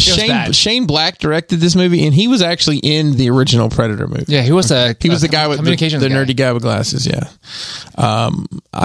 I mean, this introduces the big Predator. You know, like the 11-foot tall and too big. It builds some of the lore. It builds some of the lore, Bobby. It I don't want it. Get rid of it. I don't know if I want it. I mean, you could have a large motherfucker and you know what I mean, like a yeah. It would be like everybody is like your kid's size, like Selena's height. Then this Predator is me. All I guess so. But I mean, it does. I guess it does build some lore, but it's just like the storytelling is clunky. It's got a great cast. That's the problem with Predator. It's got a ton of. It's got Olivia Munn. That's just Olivia Munn and is Jordan. Is it Jordan Peele? It's that. I believe it's the Key and Peele that's not making horror movies. The tall one. Of the two, he's in it. Thomas Jane is in it. I don't celebrate. Oh, I like Thomas Jane. Yeah, I do too. He's and then the guy, the black guy from This Is Us, is like the bad guy, and he's a horrible bad guy. He's like quippy, but it doesn't work. It doesn't work. So, because and Jake Busey's in it. As Gary's son. You know, he's related to Gary Busey's character in lore. No, I don't know because they didn't mention Gary Busey by name, so I don't know. I mean, like, his character. It's really a bit part, but I'm like, it's Gary Busey or Jake Busey. I haven't seen him since Starship Troopers. I need a deep lore where like he's related to Gary Busey's character. You're in the wrong franchise. But like, look, when I like a franchise, right, I give it a lot of forgiveness, and I can still enjoy things. Listen, but there's a point when like it gets so bad, I get mad that it's disrespecting the franchise, like Mortal Kombat Annihilation. Yeah. I mean, there are some the Predator. Listen, there's some good parts in this movie, believe it or not. But there's some really dumb shit. Like they got a great statue. They got a great statue. Yeah, they captured one of the Predators, and they have him like strapped down to this medical gurney thing. But they're like, why is he wearing fishnets? They're all just kind of hanging out. Get to the bottom of it. They're all just kind of hanging out around him. With That's like, the lore I want to get to the bottom of. There's no like protection between. I'm like, this is dumb. I mean, like the way the room is set up, I'm like, this is dumb. Whoever built this set needs to go back to diorama school. Diorama school shit. Bro, flex on him. You should tell him. Tell him I can design you a better fucking room. I could have. They had the rock box build this weekend. Jose and Brian came down, and Marilyn Phil came over on Saturday for a bit and helped us. It was a lot of fucking work. We literally, I mean, it was. Y'all chose this life, bro. No, we did, but we're going out with a bang. I'll say that this for last sure. One? Yeah, the last one to this capacity. This was a lot of work.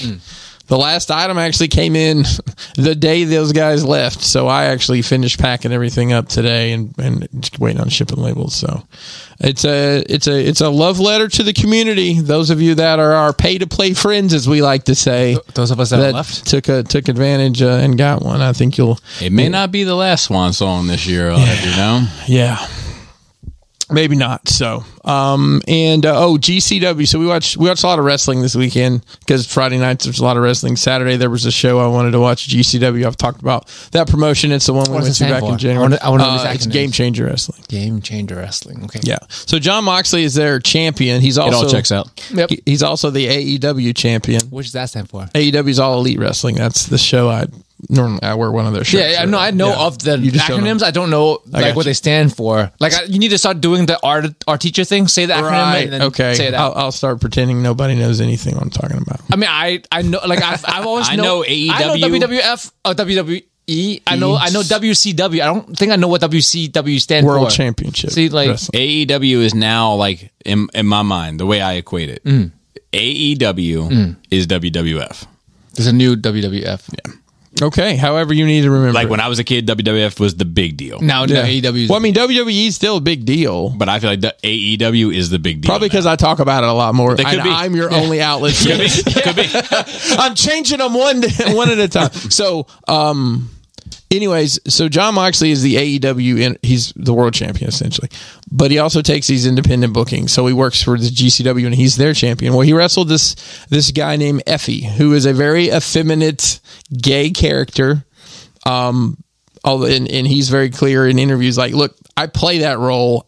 He said, I'm a gay man, but I'm not. You won't. But he is gay. He's not pretending to be. You won't find me in a room if you look. I'm that guy if I'm not being Effie. So he ends up wrestling Effie, and they instead of having like a chop battle, they have like a cheek kiss battle. It's the strangest thing. And then they have this very deep mouth to mouth kiss in the middle of the match. I don't know. It was one of the strangest things I've ever seen in my life. It was very entertaining. There's been a lot of true colors are coming out of some people in the wrestling forums based on their reaction to this in general. So you get to see all this come out of the woodwork. The people with the little vomit emojis and stuff. What like about that. Goldust? What was he? Fabulous. He was fabulous. He was something else. He was I'd say he would be our first. He was very different at the time. He was very different. So they don't respect nothing else. There's something else. Yeah. Been busy with work. I'm covering for my boss, so it's been hectic. It's been a lot. I mean, it's a lot, and it seems like my responsibilities at work have actually multiplied as well. So works at me like Nature Boy. Whew. Phone call. Yeah. Phone calls. That's it. Phone call. Burning you out. Zoom. I'm zooming like a motherfucker, Bobby. I'm like Bootsy Badass. Zoom. Yeah, we're on that 0.5. Zoom. Like Zoom. A cat 3 o'clock in the morning. I got a new webcam. My old one gave out. Only gave me 7 years of life, so I bought a new one, and it's disturbingly clear. Is it too clear? I can see like my nose hairs and shit. It's bad. But I guess that's about it for me. How about you, Bobby? How was your nerd and other week? Just yelling at clouds, being mad at the sky cloud. Damn cloud! I'm blaming. Hey, were there any children that walked near your property and you said, "Get off my lawn"? Yo, I know. All kidding aside, I get mad, man. When I see a fucking kid cut across my yard when I'm eating dinner, I'm like, "Motherfucker, why are you walking on my yard?" So I finished The Anarchist. Okay, and. You can. It's fine. It's an interesting ending. I'm not going to spoil it for anybody because there's a bunch of people now that are catching up, and I feel bad because the last two episodes. It's a real story, right? Yeah, because the last two episodes are kind of trash. But like, there is an interesting ending to it. It just could have ended. This could have been a 2-hour documentary. Truncated. No doubt about it. I think they could have gotten 3 solid episodes out of it, but even that. So 50-50-50. You don't think they could shorten it down to 2 hours and 15 minutes? Well, I think what they should do is give either 2 versions or give like the main thing. And because some people do want the fluff, right? You give the main episodes, and then you have like a bonus episode. Yeah. It's like direct, like on the DVD, like you got DVD with extra features. They don't do that. I miss the extra features. I miss them. They should do that with documentaries. Extra footage at the end. I had a great conversation with our buddy from across the pond that does tattoos for a job. Yeah, so he showed me he had bought the DVD box set of The Office. He's like, in case it ever stops streaming. And there's an episode. It never will. There's an episode where they say it's one of the biggest money makers in the fucking entertainment business. It never will. I know, but more than Friends. It doesn't matter. Those are the top 2. So the point of this is there's an episode of The Office that on TV now, Michael says he calls Oscar the F word and he calls someone the R word in reference to, and they just blank it out on TV. They don't say it. Okay. I even checked on subtitles and they put little stars where the word would be. And I said, when it was originally aired, it said it. Okay. Yeah. So I told Cody, I'm like, I wonder if it's got those on there. I wonder if that episode's like unaltered or whatever. I just thought it would be interesting to see. Because I don't know when the box set's from. And one more Cody related thing. I always give Cody crap. He's coming here. He is. Of course, he's always coming here. He hasn't told me. Well, he's coming in October. I knew that. Yeah, Laura told me too. I guess I he knew told me he as well. was trying to, but he never told me he was coming. Just assume. So, you're right. So one of the first times I think it's the first time I met Cody, he said, "I want to go to this fancy candle store," and I said, "I was thinking, is it like the White Barn? Like what is?" He's like, "Oh, I'll know it when I see it." It's fucking Bath and Body Works. It's not a candle store. So every time I'm at a mall, is that Yankees candle? Yeah, well, basically it's the same. But that's what he was talking about. Yeah, and honestly, part of it is this girl loves Halloween, and like Halloween's not a big deal like it is over here in the UK. So he would always buy like Halloween themed stuff and take me. That's fair. So. Every time I'm like at just some random ass, like the mall in Westminster has a bed. So I always says it's the fancy candles. Well, he sent me a message. He's like, "Look what's in the UK, the fancy candle store." And I said, "You never have to come to America again." Oh no, he's a Chick-fil-A. Yes, and come to Target to buy Chick-fil-A coffee. Yeah. Yes, but Chick-fil-A and fabric softener. I'm gonna be honest with you. If Chick-fil-A pops up in the UK, we may never see that dude again. He gone. We may never see that dude again. I can't believe they haven't figured out a way to get that. All right, let me pickle brine chicken over there. I only got 2 more pieces to my notes. So one, You guys, I'm gonna blow your fucking mind. Oh my god! I'm gonna blow your mind. Oh, I've been blown so hard already tonight. So to speak. So I have to admit something to you guys. Now, Is you admitting your truth? I'm speaking my truth.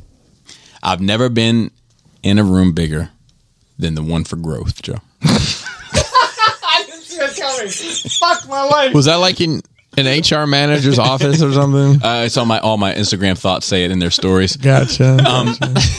Oh my! I have not heard of that one before. Oh, I have. That's still tragic to say it out loud. So now we all know that I love Keanu Reeves in Dracula. Not that I love him in Dracula, but I love Dracula and he's in it. That's fair. Right? Okay. I now love another movie with Keanu Reeves in it. Oh, I'm frightened to find out what this is going to be. Now, I'm a time out. Okay. Press pause on that. I already told you about the time I almost got stabbed by a crackhead. I don't think so. Can you really tie that down to one story? So, there was a guy in our area, our neighborhood, that was a crackhead. Older dude. His name was Joe. No Crackhead Joe. Crackhead Joe. That's what everybody called him. Yep. Everybody called Makes him sense. Crackhead Joe. Turns out Crackhead Joe had a brother named Terrence. Terrence His parents? had a real good marriage, Okay. like Clarence. Yes, but it works. And Terrence hung out at the World. I hung out at the World. Everybody knew Joe What was is the world? Was it a club? It was a house. It was Mario's house. Okay. You buddy- always said the yeah. World. I just thought it was either like a record store. Yeah, or my like buddy Mario, his house we used to call the World because anything that could go on in the world could go on in his house. I got you. And so somebody said, and I think Joe was looking around outside, and I wanted to clarify, right? Mm-hmm. What Joe are we talking about? Are we talking about some new Joe? You know what I mean? Are we talking about Crackhead Joe? You know what I mean? So I said, is Crackhead Joe? Terrence, he had 3 words that were his most common used words. Tomot. Now, Tomot. T-O-M-O-T. Is not a real word, but what it means is timeout. Yep. T-I-M-E-O-U-T. That's word number 1. G is word number 2. And whatnot is word number 3. So, Tomot. I was like, what? I looked over. He's like, that's my brother and whatnot, G. Now I've realized I fucked up. Because this dude's 20-something years old. I'm like 16-something years old. And I just called his brother a crackhead. But his brother is a crackhead, though, right? His brother is a crackhead. It's not a lie. It's not a lie. slander. It's not slander. Okay. And does he know that? Yes, but I said it in a room full of people. And the room where everybody knew. 100%. And everybody knows I'm right. Yeah. And I was like, look, I didn't know he was your brother. I've always known him as Crackhead Joe. Like, everybody, I feel like, knows him as Crackhead Joe. I'm looking around the room. Nobody wants to co-sign me and shit. You know what I mean? I don't know what he's talking about. Never heard of that. So then later that night, I'm sleeping at the World. And I hear, like, the door swing open and slam closed. And I hear Crackhead Joe, like, where's that motherfucker at? Bah, bah, bah, bah, bah. And I was like, oh, shit. And he's like, I'm going to go kill that motherfucker is what I hear, like, coming up. And I was like, I had this little knife, right? So I pulled the knife out and I put it underneath my pillow. And I was like, I'm going to stab me like a crackhead tonight. My God. Stab me a crackhead tonight. And then long story short, I mean, like Mario got in the way and deaded the whole thing. But like, that's how we got there. I'm not sure why I brought that up. Terrence was a wild dude. He also had 2 pet ferrets. It was very strange. What's this got to do with Keanu Reeves? So I say that to say this. This is Nerd Rage evening, bro. It This is. is Nerd Rage after hours. My second After dark. my second moment of truth. Yeah. Now you guys ready? I feel like you guys are not ready. I don't know. I'm nervous. I don't like. I love a movie with Dwayne "The Rock" Johnson. Oh, wow. Oh, wow. Oh, no. Black Adam hasn't come out yet, bro. So today, Did you watch Fast 5 finally? I saw Super Pets. Oh, shit.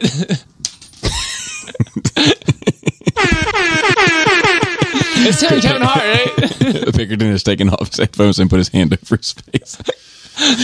Let me tell you something. It's fucking awesome. It's fucking awesome. Let me say this also. I saw...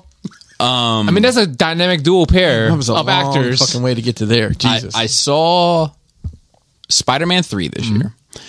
Mouth of Madness this year. Doctor Strange. Still not Mouth of Madness, but okay, I get it. Thor 4 and 7 years ago. This is without a doubt the best superhero movie I've seen this year. Better Easily. than Batman? Better than Batman. To me. Wow. That, I mean, to you, that's an extra big deal. Yeah. That good. It's not better than The Boys. It's a movie, though. But it's a movie. So, I'm not going to spoil it, but it's a kid's movie, obviously. But it's got heart, doesn't it? Bob? It's got heart. It's got it would soul. have heart. It's got story. It's got character. It's got lulls in all the right places. Heavier leaning because it's a kid's story, but there are lulls that my kids enjoyed. There's lulls that I enjoyed. Like it was magnificently done. Wow. I cannot, if you have kids specifically, but even if you don't and you just are aware of pop culture, I cannot recommend this fucking movie enough. Wow. It's strong. It's a 9.5 out of 10 for me. That's a solid A. You know, me and you are probably going to hate this, Joe. Maybe. I'm not going to watch it. Like, it is... Is it on HBO Max? It is... I don't know. I saw it in the theater. Oh, what the fuck? Oh, because of tomorrow and doing the stuff and the kids and the... Gotcha. So, I'm just going to give one spoiler, okay? 99, 98. If you're... They give the origin story to Ace the Bat Dog. All right.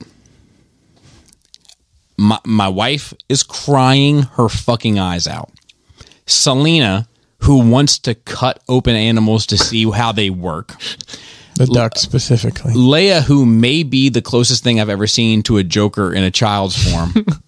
And Jaina, who's completely rational, thoughtful, and heavily into anime, so she doesn't even view American animated entertainment with the same lenses on. Yeah. Are bawling their fucking eyes out. I'm laughing. But I'm laughing only because I'm like, I'm sad as fuck at this shit. But I often laugh at cartoon shit when I get sad because in my mind I'm like, look at these cartoon characters got me all sad. Like, and I start laughing about how silly that is. Wow. Here's the story to Ace the Bat Dog, the Bat Hound, in the backstory. He's a puppy. He gets adopted by a family. The family takes him home. Mother, father, baby. The baby and Ace, they're best of friends. From the moment they lay big eyes on each other, big animated eyes on each other, they're the best of friends. The baby starts walking. The baby's getting ready to walk down a flight of steps to utter doom. Ace sees it. In a final moment, makes a desperate leap to jump and grab it by the arm with its mouth to bring it back from the steps. The baby starts crying. There's bite marks on the baby. The family gives the dog up for adoption. My family is in fucking utter tears. You know, like, and I'm laughing because I want to cry and I think it's so silly. You know, like, this movie is fucking amazing. The Justice League is in it probably 40% of the movie. They're not in any of the promotional materials regarding it. I want to watch it again. Like, it was amazing. Fucking fantastic. I forgot it came out, if I'm being honest. Yeah. I knew it was coming out. I didn't know when. I've seen promotions for it. I didn't want to go. Like, I get it. My wife was like, look, let's all do something fun. The last day of school's getting ready to start tomorrow. Let's all do something fun for the last day. I was like, okay. You know, here we go. All right. And Jaina, same way. She's like, oh, fucking dogs, talking dogs and all this. You know what I mean? Like, we're all tuned in. One other thing, right? Obviously, all the animals team up. They're a super pack, right? They're the Justice League Super Pets, right? Obviously, it's in the title, the Super Pets. Yep. They're trying to take down the villain, which is this guinea pig. hairless guinea pig. Oh. Which is even because she's obsessed with Lex Luthor. Dude, it's fucking perfect. But she tricks them basically, and she has powers. Long story. She has a thing. She's getting ready to kill Crypto, and she's like, "Oh, I could kill him, or you guys could all walk into these jail cells I have lined up here. You can walk into the jail cells. They're jail cells. I can kill him. It's up to you. It's your choice. Up to totally your choice." So all the dogs are like, all the pets are like, they have their head in shame. They're walking in, like, and she starts singing. She's like, "So sad. Everybody's so sad. This dog's sad because his friend might die if he don't go to jail. And they're both now some sad dogs." And then she's like, "The little turtle sad." And then like she starts singing about how sad these animals are. So like trudging. Dude, I couldn't get enough of it. It's fucking awesome. What's funny, And Bobby, he shits is on anime. Well, Strong recommend. that movie, that plot sounds like half of the animated movies that are out, but Yes. it's got the DC tie on it. So I mean, what are the animated movies? I don't know. Well, give me something. Don't give me just abstract things. Give me something to base it off of, because I might like them as well. Well, okay. I didn't know we were going to be looking for recommendations because you never want to see stuff. I don't know. I mentioned something the other day. I watch. Wait a minute.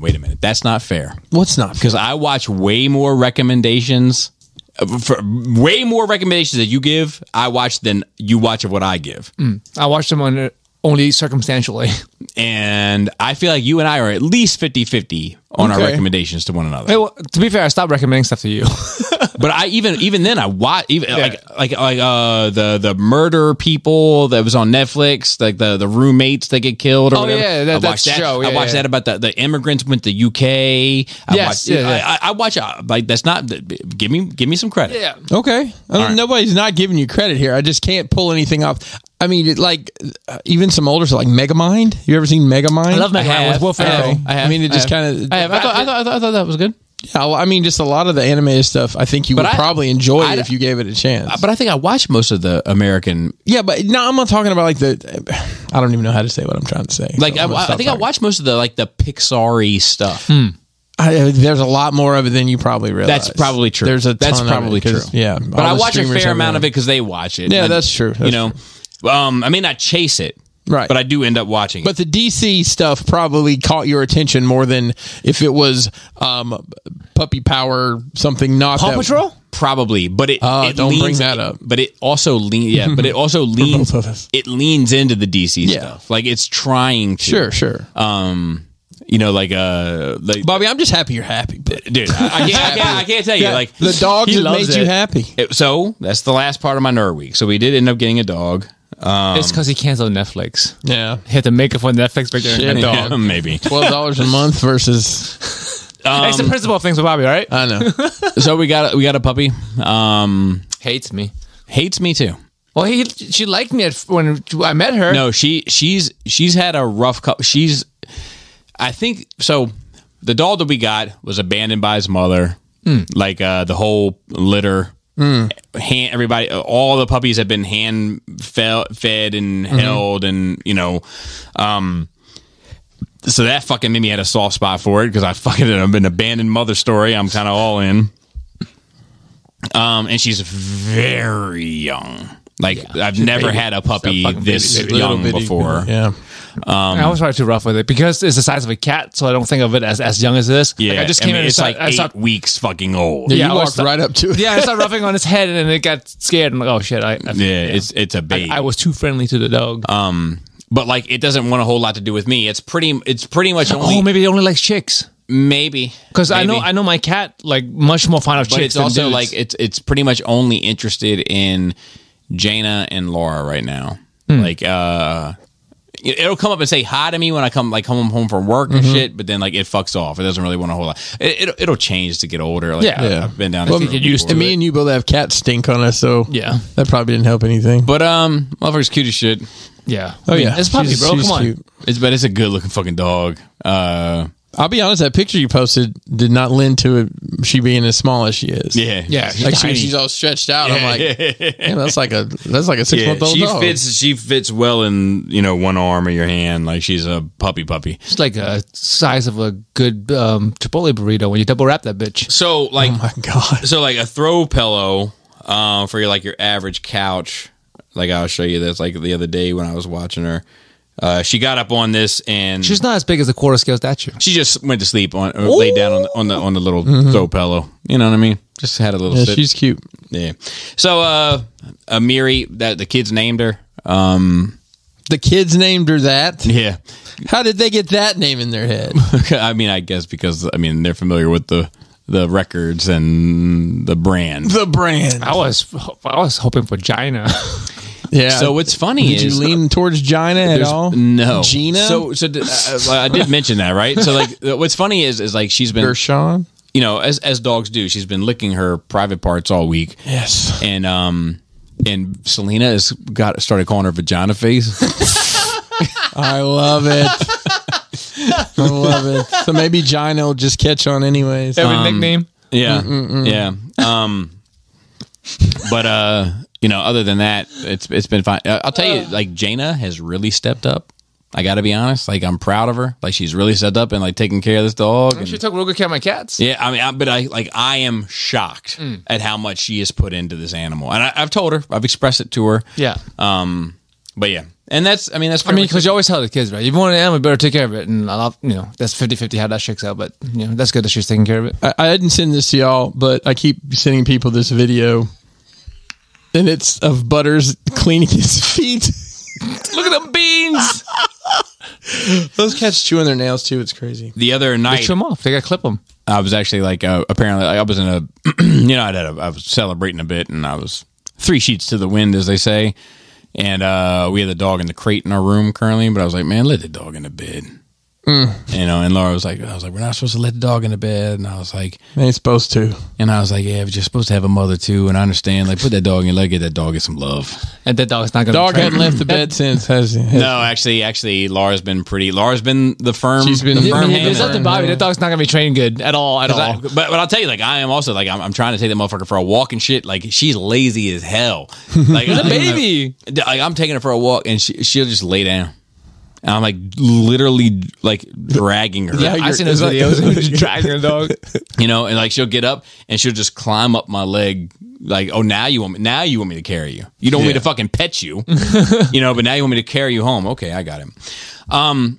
So we'll get into notes. We only have 2 notes. One, Planet of the Apes: Dawn of Herpes.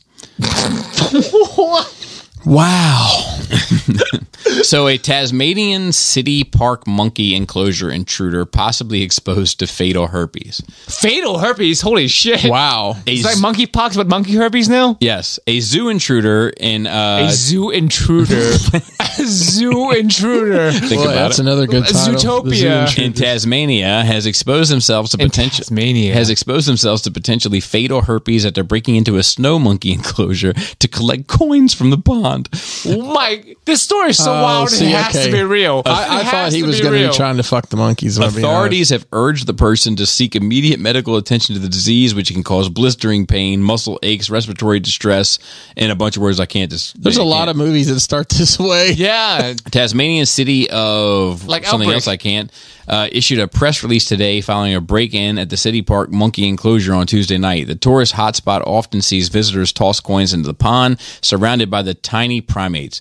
Mayor Albert Van Zetten said the intruder, that sounds like a German gentleman down there in the old down under, damage to an electric fence and stole coins out of the surrounding moat. Unfortunately, this action has potentially exposed the intruder to herpes B virus, which is carried by the city park monkeys.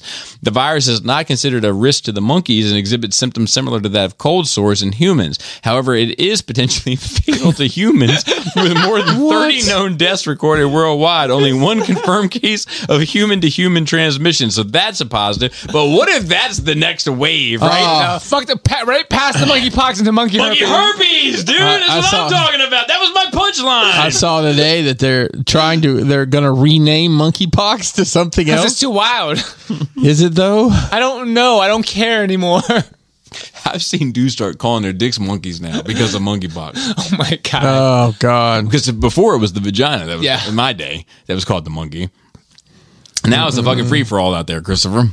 It is. Monkey herpes, bro. That's something I saw today that I can't even talk about. I mean, right now. they say that everything over there tries to kill you, so it makes sense. Even the herpes try to kill you over there. And then the only other thing to talk about is the Mortal Kombat Snowblind trailer. Did you see that? Huh, no. It's an animated film. Warner Brothers is putting it out. They make pretty good animated movies, like the DC stuff and whatnot. But like, Sub-Zero. it looks fine. Is it Sub-Zero? Sub-Zero is definitely in it. Of course. Snowblind. Yeah, exactly. It's on the nose. But it seems to be. It doesn't look amazing to me. I want to say this right out the gate. It doesn't look like anything that's going to blow my mind. Mm-hmm. But it seems to be centered around the character. I might fuck the pronunciation of this up.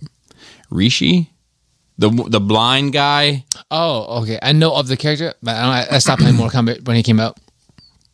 But I think it is time to start, if we're going to continue Mortal Kombat stories, to start telling some Mortal Kombat stories that aren't about Liu Kang or Johnny Cage. The main cast. Yeah. I mean, it's a huge cast now. Yeah. So I applaud that effort. Other than that, I don't know what to think of it. It looks relatively fine in a variety of ways. It's cool that they're making Mortal Kombat stuff. Yeah.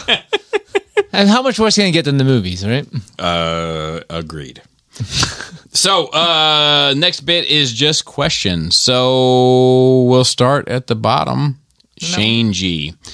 So an interesting. There's some wording here. I'm trying to figure out what he means. Something interesting came across my group of friends this week. We were discussing some of our favorite songs and bands from the 90s since we were all teenagers at that time. Us too. Of the normal bands came up Nirvana, Soundgarden, Pearl Jam, Alice in Chains, Stone Temple Pilots, Nine Inch Nails, and Tool. So we decided as a group to pick one album from each group, listen to them independently, and rank them on our personal scale and see what things line up now versus when we were kids. So my personal ranking, as it is currently, stands as below. Stone Temple Pilots with Core as number 1. Soundgarden with Super Unknown as number 2. Nine Inch Nails Downward Spiral as number 3. I mean, that's great. Alice in Chains Dirt as number 4. Tool Undertow as number 5. Nirvana Nevermind as number 6. And Pearl Jam Versus as number 7. I'm going to tell you right now, I would disagree with this list. Yeah. What this did was make me realize that my taste in these bands have changed through the years. In my teens, Nirvana would have been at the top without question. Now it's at the bottom. It's so interesting how as you get older and more seasoned in life, what really appeals to you now. I'd be curious to hear what you guys think about these bands, how they've changed for you over the years, where your rankings lay for them. Sorry for the long email, but I thought you guys may find this interesting since we were all around the same age. So, this may come as somewhat of a surprise to you, Joseph, but my views haven't changed a whole lot. Mine either. Just like on music anyway. But one has. Nirvana. Nirvana, for me, at that age, was kind of like a cool band to put on. But I always had this aftertaste of hate for them. Because they killed the theatrics of rock and roll that I thought were cool. And it's not that it was, I always knew it wasn't their fault. It was just everybody that followed them. Fault. They were doing their own thing. Well, they killed, I mean, that was the death of hair metal. 100%. And I mean, even the shit, like not only like your, like, kind of like Poison, Scorpions, like Motley Crue, like all that kind of stuff, but like, even if you think about like the more theatrical, like Gwar and fucking like, you know, all that kind of shit, like that shit died with Nirvana. It was like you wear jeans and a t-shirt and that's the end of it. Yeah. Except for Kiss. But I always, except for Kiss. But, and to be fair, I mean, Marilyn Manson, and there was a few others that like kind of like I always liked Marilyn Manson. Thing, yeah. But I always liked Marilyn Manson and like Rammstein and shit like that because they had that element of theatrics to them. And he doesn't watch wrestling.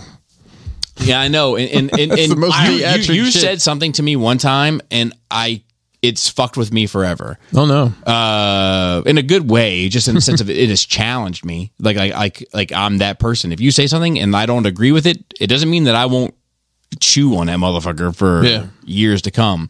But you said that wrestling is my rap.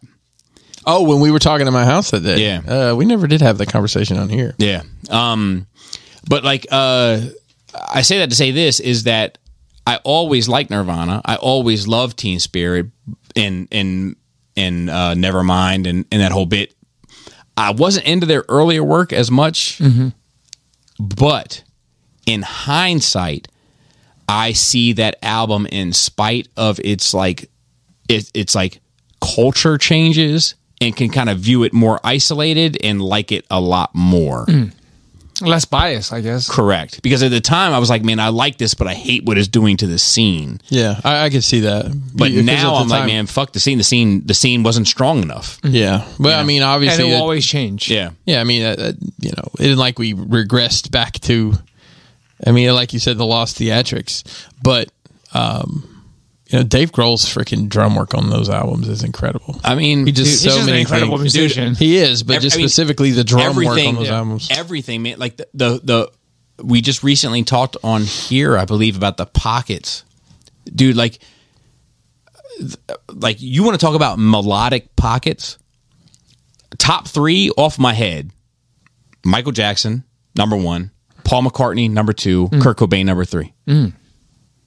Like that dude found Yeah. Yep. He understood the importance of finding that melodic rhythm of a vocal performance. I don't know, but like that's one that for me that has become more pure as time has moved on. That's like the big standout. I'm not a huge Stone Temple Pilots fan. I'll tell you that first album, Core. I mean, I've never been an album guy. I think we talked about this before, but I distinctly remember that album. I mean, Dead and Bloated is the first fucking song. I am. It just starts like that. Yeah. And Wiley, that's the one with the angels on the cover. Is that the angels on the cover? Yeah. I know there's one song on there that I love. Half the Man I used to be. I can't remember. Half the man. Yeah, and then Sex Type Thing. But my favorite song on there was actually, I think, a little sneaky one. Wicked Garden is also a good song. Oh yeah. I was just looking at the track listing, see what all I thought of there. Plush was on there too. That was their big hit. Yeah, that was mine. Was not a big hit. Of course not. Bob. Still Remains. Okay. Still Remains is hard as fuck to me off even of today. Core? So it's off of that album that I'm talking about. I don't know if it's called. Core's the album from '92. This is the one I'm talking about. The Angels on the. Oh, that's Purple. That's their second album. Okay, so that's the one I'm talking about. Yeah. But I mean, I distinctly remember in 1992. I remember that album coming out and getting it, and like, it seemed so different because it was so much heavier than like everything had kind of started to move towards that Nirvana sound and that fucking Pacific Northwest kind of grimy sound. And theirs was like, it was alternative. It was that album. I mean, it was an alternative album, but it was so like well fucking produced. Yeah. And you probably slip into a little, you said pocket, you slip into a pocket with, Rick Rubin slick producing sometimes is too much for stuff, right? And I don't know the Rick Rubin, but it's got. But he's also raw. He can be. Yeah. But also, like, if you look at, but he knows what he's doing. Was it Metallica, the Black Album that Rubin did? Was that the one? No, Rubin didn't do the Black Album. I thought he. No, that was that guy that they brought in. That was like a slickster. Okay, well, yeah, he did one of their albums. That motherfucker was like you could just have a conversation with him. You might slip and fall. Really? Because he's just that slick. I don't remember who it was.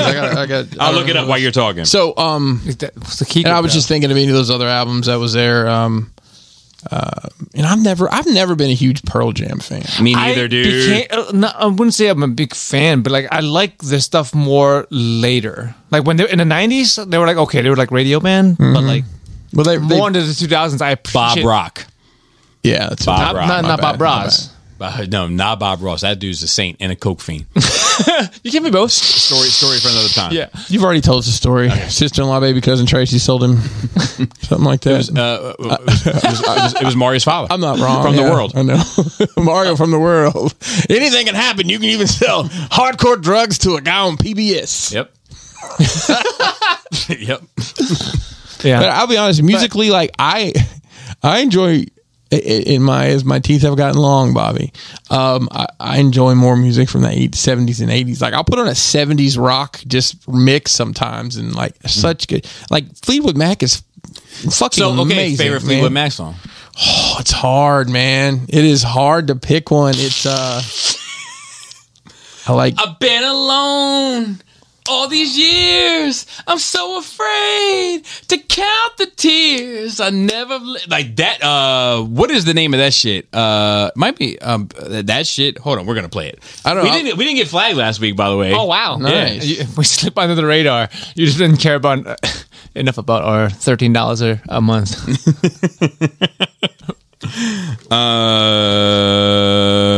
Hold on one second. I'm gonna pause it. All right, so afraid.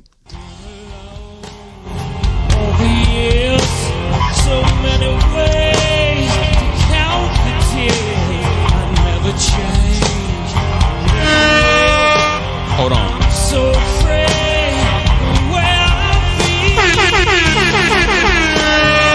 Please, when the rain and the sun are gone.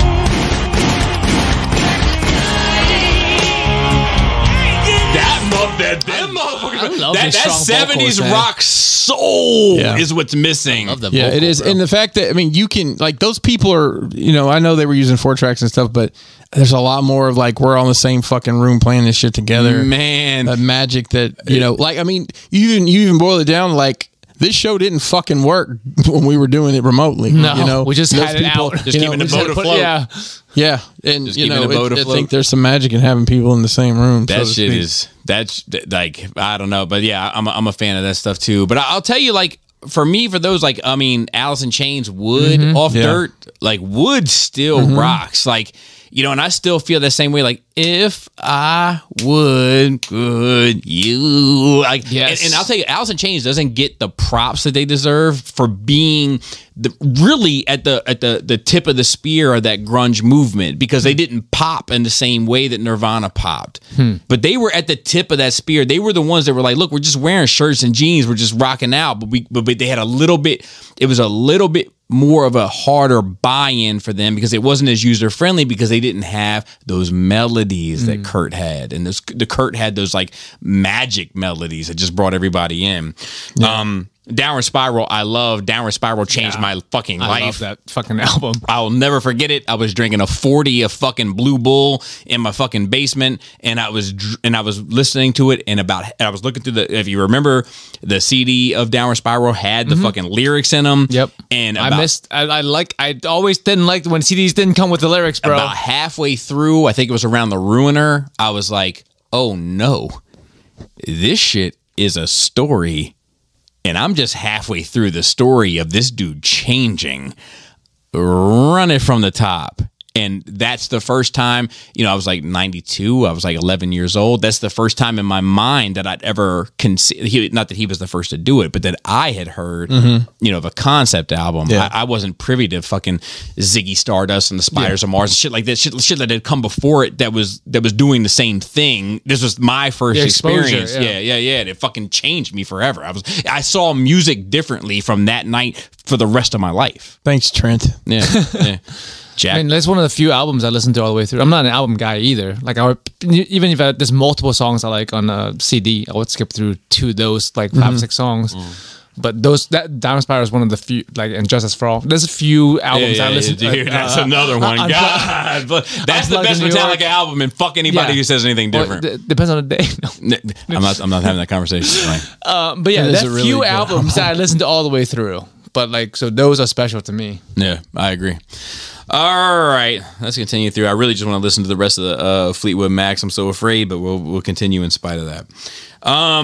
We should start a group called Fleetwood Macs with 3 X's. Ernest A says, your discussion of display options got me thinking. I would really enjoy a sit-down Saturday where you look at the options themselves and discuss their pros and cons. Oh, you can do that. Go through all the furniture piece by piece. You could do it from IKEA. I'll go with you. I'll film it. Oh, yeah. Bro. I do think there are more options than the ones you mentioned. Yes. Take different scales of figures, yeah. So, like, I agree. Like you got to understand that we're all just shooting off the hip. Yeah, man, listen, I've seen people do some incredible shit with like that heavy duty garage shelving, some fucking trim boards. Agreed. And some fucking, I mean, you could. There's you're not wrong. He said, I personally really like the Calyx Cube displays. They're versatile. I have added some pics in my collection. They're good for the single piece that fits into the box. So The other options are garage shelves. It's about creativity, etc. So he's not really asking a question, just giving. But like look, we agree. There's a ton of options. There's a ton of different options. Just if you're asking us off, and you want to go buy something tomorrow, go to freaking IKEA, and there's lots of options. But the thing is, like, it depends on who you are. You got to realize not everyone has the same eye and same brain. Not everyone is as creative. Not everyone, someone just needs a formula. They want to know what's good because they can't think of something new. And it's not their fault, it's just not everyone's as artistic as some people. I'm leaving it. Oh, I forgot that entire plot point from Predator? the Predator. Yep, his son is the only one that can read Predator. Whose son? The lead actor. The lead actor. Okay. Yeah, that's why they had the whole thing is his kid. The Predator kidnaps his kid or some shit. What? Dude. So we have another question. It's worth watching. Just for the I'm not putting from Travis, who was here at Skullfest. What's up, Travis? Good dude. He said, I just listened to episode 363 and the subject of whether you like your parents or just love them came up. It's something that I've wrestled with emotionally for years. And it's good. See, look what we're doing, man. We're podding. Breaking families apart. Yes. And it's good to know I'm not alone. For at least having the thought. I used to like my mom a lot more than my dad. Now I like them equally, which sounds good, but I assure you it is not. I get it. I also started work on dioramas for my collection. I've done 3 so far, and it's amazing how different they make the space look. Now I have to go to make dio for every shelf. I found it mildly stressful, but also extremely cathartic. I attached a video of the ones I've done, and any and all constructive criticism of the dios would be appreciated so I can make improvements on these and those to come, so to speak. Good to hear Bobby, Joe, and Chris back together again. Rage on. I'm going to pause it real quick so we can watch the vid. Dude, I'm impressed. Bro, I like it. I'm impressed. Like I'll say, Travis, I saw these, you posted them in the realm, and you did a great job. The background colors really make it pop, and the lighting is on point. And the one thing I'd say, man, and this is kind of a throwback. If you know, just a little bit of white dry brush, and I think you got it perfect, buddy. Make those rocks pop. I finally had to throw that. To talk about dry brush. I had to finally throw that paint away because it got so cakey. It wouldn't even put. What is with white paint? Cheap white paint is different, right? It is different because you use titanium oxide. Is that what it is? It's thick. That's why it's hard to airbrush when you got to use white ink. That's what it is. Otherwise, you get a powdery finish. Listen, buddy, we're buying by the gallon over here. All right, we don't have time for your. I'm sorry, but you were talking about I know. You guys are talking about how Citadel paints are fucking magic. Oh, they're great, and it's expensive for a fucking reason. But I just want to say this. Yeah. Travis has been on the Patreon for quite some time. And on the Patreon, we do diorama stuff at least once a month, maybe multiple. And I can see the stuff, like the shading of colors in the background. Yeah, it looks familiar. But that's my point, though, is that like like people often comment on those videos that I do of like I'm not talented enough. I'm like, bro, I'm just fiddle fucking my way through this. You can do it. It's just a matter of buying the shit and trying it and perfecting it. Everything's I love the Mega Man one, man. It gives me the feels of Mega Man. It's good. Yeah, it feels like Mega Man to me. I 100% agree. The levels. Everything's just shapes, guys. It's just shapes. I know, like people's faces. They're like circles. and squares. And triangles. Fuck my life. Our dear friend Billings wrote in and said, hey, gents, this one may be for Bobby only. Once you finish with all your shelf dioramas for your displays, what will you do next? Start over. You will have the time and the energy to fill. So will you move into another creative outlet? Will you just start redoing dioramas, replace your early ones? Or have you multiple ones to swap out? Or will you just use the time for something else? So I'll be honest with you. I have toyed with the idea of. I told you. I do this. I do this. I see what you did there. It's just natural to you, bro. But I have toyed with the idea of doing some stuff for the DTOFs, like just kind of to take the concept of what I believe, like Jisk was the first person I saw. I know that you've done it as well. With the chugs. The blacking out the back. Oh, chugs. Yeah. Is that what we're calling it? No, chugs. I have chugs and DTOFs. No, not that. I'll never do that. I'll bring one over, set it up for you. But just like doing that in a different sense with just putting a different kind of like who was it that had those like you and him were working together and was it Jason Young? Jason Young, yeah. Yeah. Something similar to that where it's like simple but helps build a little world. You've got ideas. Well, I know, but I hate wasting your time. No, it's not wasting my time because if it's something cool, I can fucking sell it. That's the thing, bro. You're giving him material. That's all I'm stealing your idea. This is prototyping for future production. That's right. So I'm gonna there's those spaces over there that I'm toying with. Maybe doing something with, and then maybe the detolfs, but like I'm also looking forward to just doing other things. Yeah, like I've been doing this for a long time, and I got one more diorama in the main room left to do, and I'm looking forward to just doing other things. Good. And then like maybe you'll want to come back. I think over time you will be like you'll go back to the Star Wars side and say, we can do better than this. So I'm not picking out anything, but I'm just thinking the Wampa. Well, I didn't say anything. Dude, my wife hates that one so much. She wants me to redo it every day. Sanjay writes in and he says, Dear NRR, just a follow-up from last week, I set up my Transformers as they were my first priority, as stated by Joe, and I had the furniture lined up, as stated by Chris. For the larger point, you are too kind in complimenting me as intelligent, but let me be clear, I'm good at only one thing in life. I can sit at a desk for hours on end and memorize pages in a book. Though this has served me well in life, but it only scratches the surface of true intelligence. Bobby, you would absolutely destroy me in a meaningful debate. I doubt that shit. Your ability to analyze movie plots and themes on the fly is astonishing. And annoying. Got him!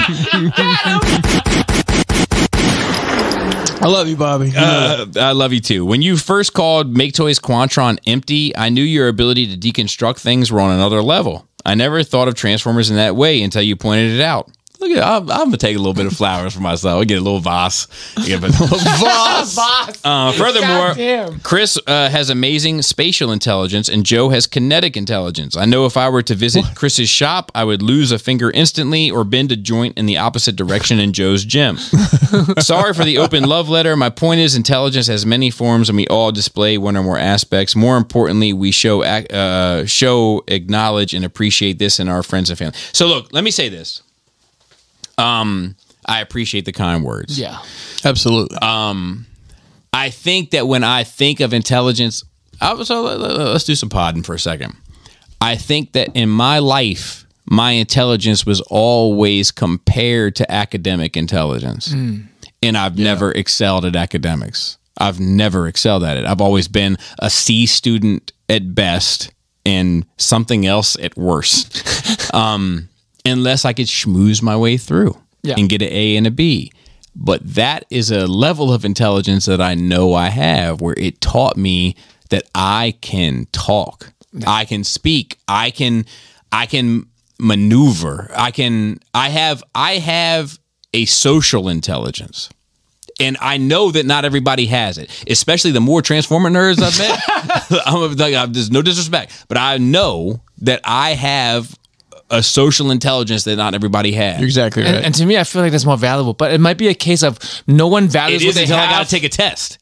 But I'm up for a promotional test in May, and I'm going to feel very dumb when I walk out in that bitch like I did 2 years ago with a 54%. But if you go to a board, then you're going to fucking smooth your way through it. Yeah, so that's the thing. When I hit the interview, I know I've got it. So like I don't got that. So like maybe it's a case of whatever you got, you don't appreciate, and you wish you had someone else better. Because like him, I'd never consider myself intelligent, but I know I can sit down and memorize a fucking book, right? And that's how I got through fucking school, right? But I don't consider myself intelligent in that sense. Like I don't know. But it's like, it has something to do with the way that one person can focus their mind. That's all it is. Like, I can't focus. Like, I'm telling you, if I went through school today, I would be medicated. There's no fucking doubt in my mind. But you only can't focus on shit you don't care about. But you can listen to an album and fucking listen to every fucking note in that bitch for hours. Yes. And that's a focus that I don't have. I'll be honest, your mind is just it's beautiful, captivating to me because because you remember. I feel like he's getting ready to call me dumb in a smart way. No, I'm not. I'm not. Well, listen, we all process information differently, but like you remember just the most mundane detailed, and then also deep fucking plot. Like you're like, you remember that movie? Some random. I'm like Deep Blue Sea. Yeah, you remember? It won't be that. Well, whatever. I'm just saying. I don't process information like that. Right. Like if it's something like you may say something about it, and I'm like, oh, I do remember seeing that. And then this big flood of like, I was with these people and this, it's almost like I've locked so much shit back behind my fucking head. Like my first marriage before that, it's like there's a big blank hole in my head. But I also feel like it's in the same spot where it's like, I know Pooh Schnickens was at the bar. You know what I mean? But it's like, what has that ever done for me? Sure. You know what I mean? It's like I mean, it's part of creating this though. So yes, but that like, so I would disagree with you. Like, I know what you're saying, and I understand that it is a component. Don't get me wrong. But what has made this successful for me in the limited regard that it is successful for me is that I know enough about this shit just to get my personality across. And then my personality becomes the thing that draws people in. You say that, but I'm going to point at a DC book and you're probably going to be able to tell me generally what the fuck goes on in it. Well, that's not true. Because a lot of times I'm like, man, so wait, stop. Because a lot of times I'm just like, man, I know whether or not I like it or not. Now there's some that have made an impact on me where I can tell you like a specific scene or something from it. But like, but once again, those specific scenes often tie back to some sort of emotional or social thing with me where that's I'm not saying I'm an idiot. I'm not saying I'm mentally ridiculous, but like you're not saying like a predator. I'm not talking about that today. Not today. But like the shit connects with me on those levels. But like I think there are thinkers and there are feelers, and I'm a feeler.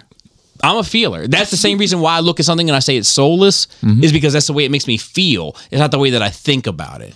Because like truthfully, all those Make Toys combiners, the fucking Devastator, the fucking Defensor, the Computron, they're all great. But it's what they make me feel that's where it changed for me. You know, but like it's just like I opened up with, where it's like the same thing that brings people to me is ultimately the same thing that ends up pushing some of them away, is because of the way that I am able to articulate how I feel about something. And sometimes that offends people, and sometimes people take joy in defending others. Yep.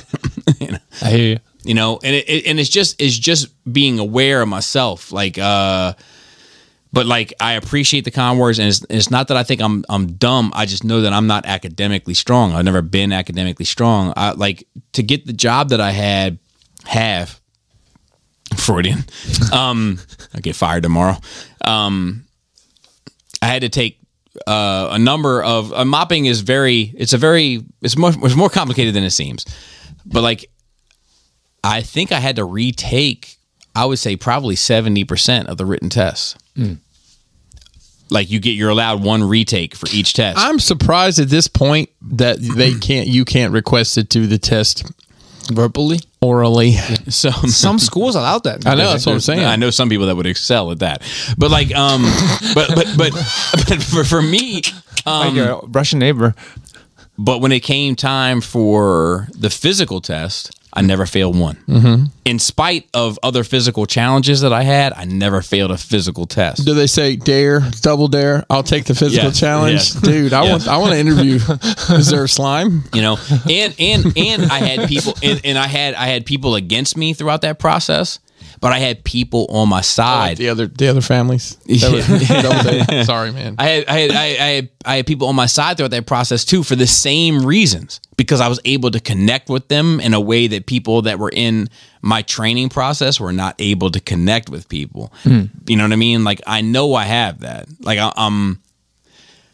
it's easy for me to self-degradate, but it doesn't mean that I'm not aware of my strengths. It's just easier for me to vocalize my weaknesses. I think all of us do that.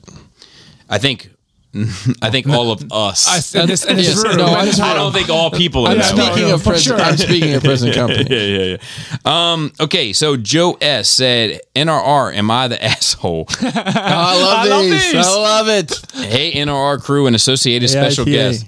I'm trying to figure something out and would like y'all's input. I invited my brother to PodCon with me. He wanted his fiance to come, but then she wasn't coming, which is fine. I really didn't want her to.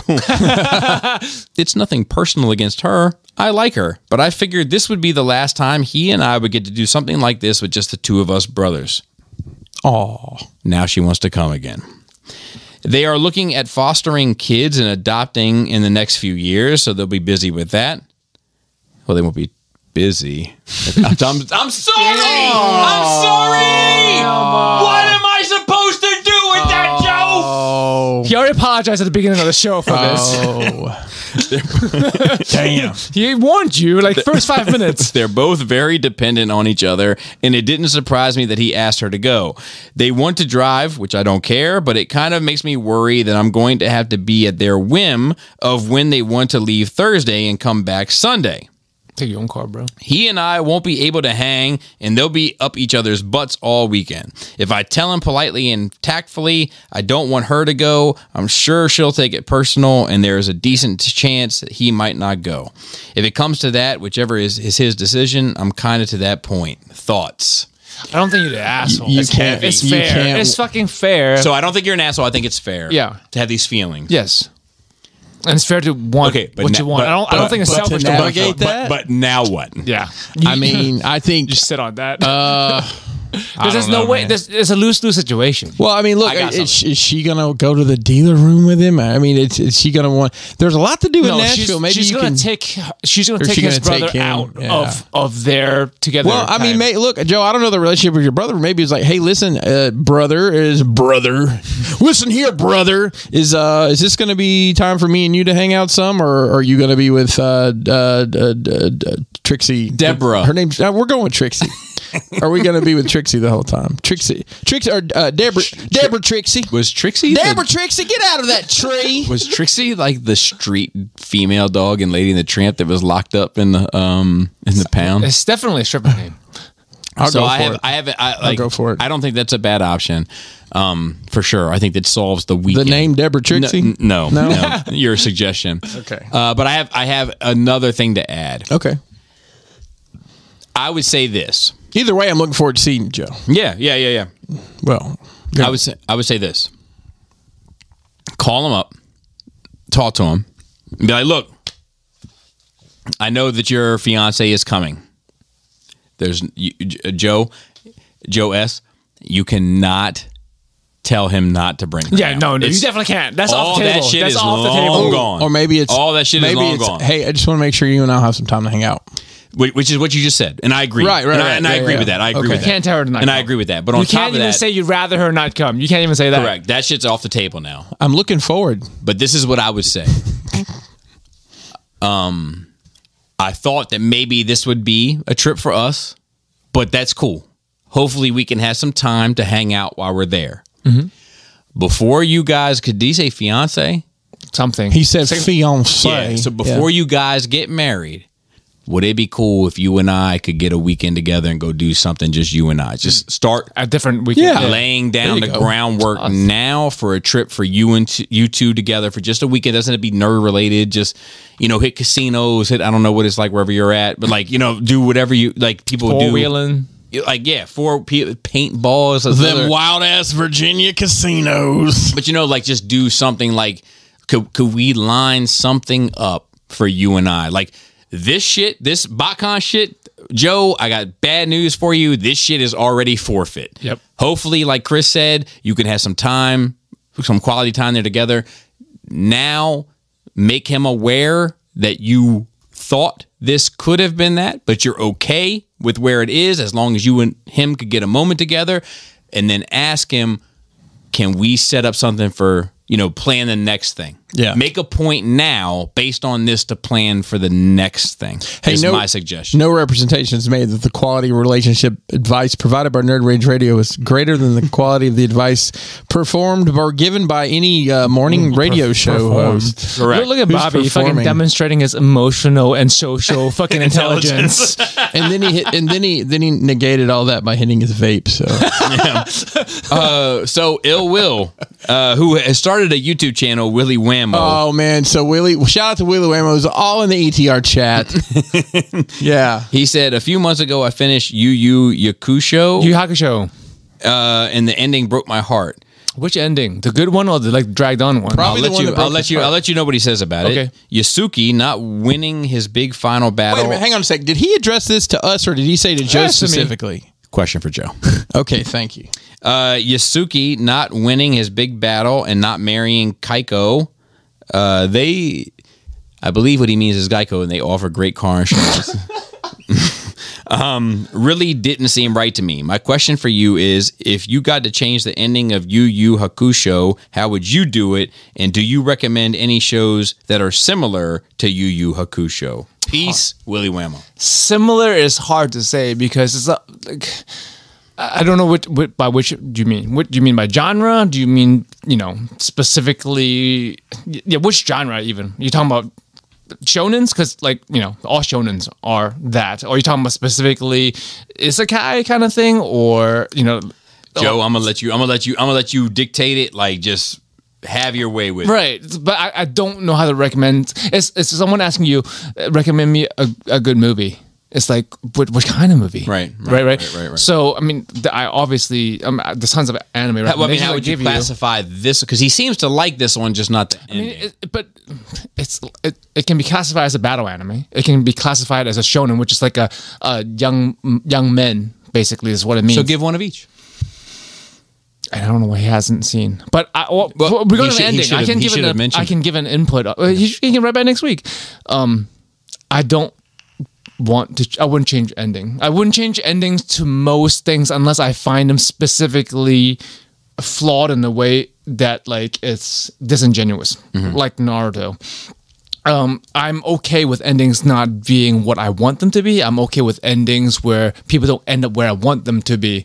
Like, that's fair. Sometimes it's sad to see, but also, does it make sense for the character? Does it make sense for the world? Like, does it make sense for future storytelling? Exactly. Yeah. I get so, like one of the endings I wish I would like to change, but I can see it not change is the end of Kenshin. Like, spoiler, he's a really good dude. Does nothing but fucking. He had a bad life. He was a killer. He became a good guy. Stopped killing people. Did everything he could to be a good guy. He died miserable, disease-ridden. Right. Bad and monkey herpes probably looks like monkey herpes, right? So like that's a fucking tragic ending, but I don't think it was written just to be disrespectful. I would like it changed, but the Naruto on the other hand had someone who I find irredeemable but very popular redeemed, and I find that I couldn't swallow it. I hate all of it because of that. Right. So I don't want to say this. I wouldn't change Yu Hakusho's ending, other than I wish they would have stopped a lot sooner, like a lot of animes. Yeah. Any recommendation you could give? He seems hungry. He seems like a hungry anime fan. I mean, there's a lot. Have you seen Dragon Ball? Have you seen? No. Have you seen? Did you watch Dragon Ball movie? There's a new Dragon Ball movie coming out. Name 2, 3 things. I mean, obviously, Demon Slayer, Jujutsu Kaisen is a new one. My Hero, I'm sure you've seen. Berserker. Berserker's great, not the same genre at all. Battle. I feel like there's some battle. You said battle. I don't know. Battle Angel. Akira Battle Angel Alita is a movie now. Also, I know. Akira's good. I like that. Akira's great. Well, yeah, but that's not necessarily. I know. I offered. I'm giving them all the anime I got, Bobby. I offered to name the dog. I offered to name all she got, Cap. I offered to name the dog Akira. That would have been. Jana turned it down. I was like, all right, well, what do you want me to do? She was like, Doku. Oh, don't forget about Ghost in the Shell, the live action version.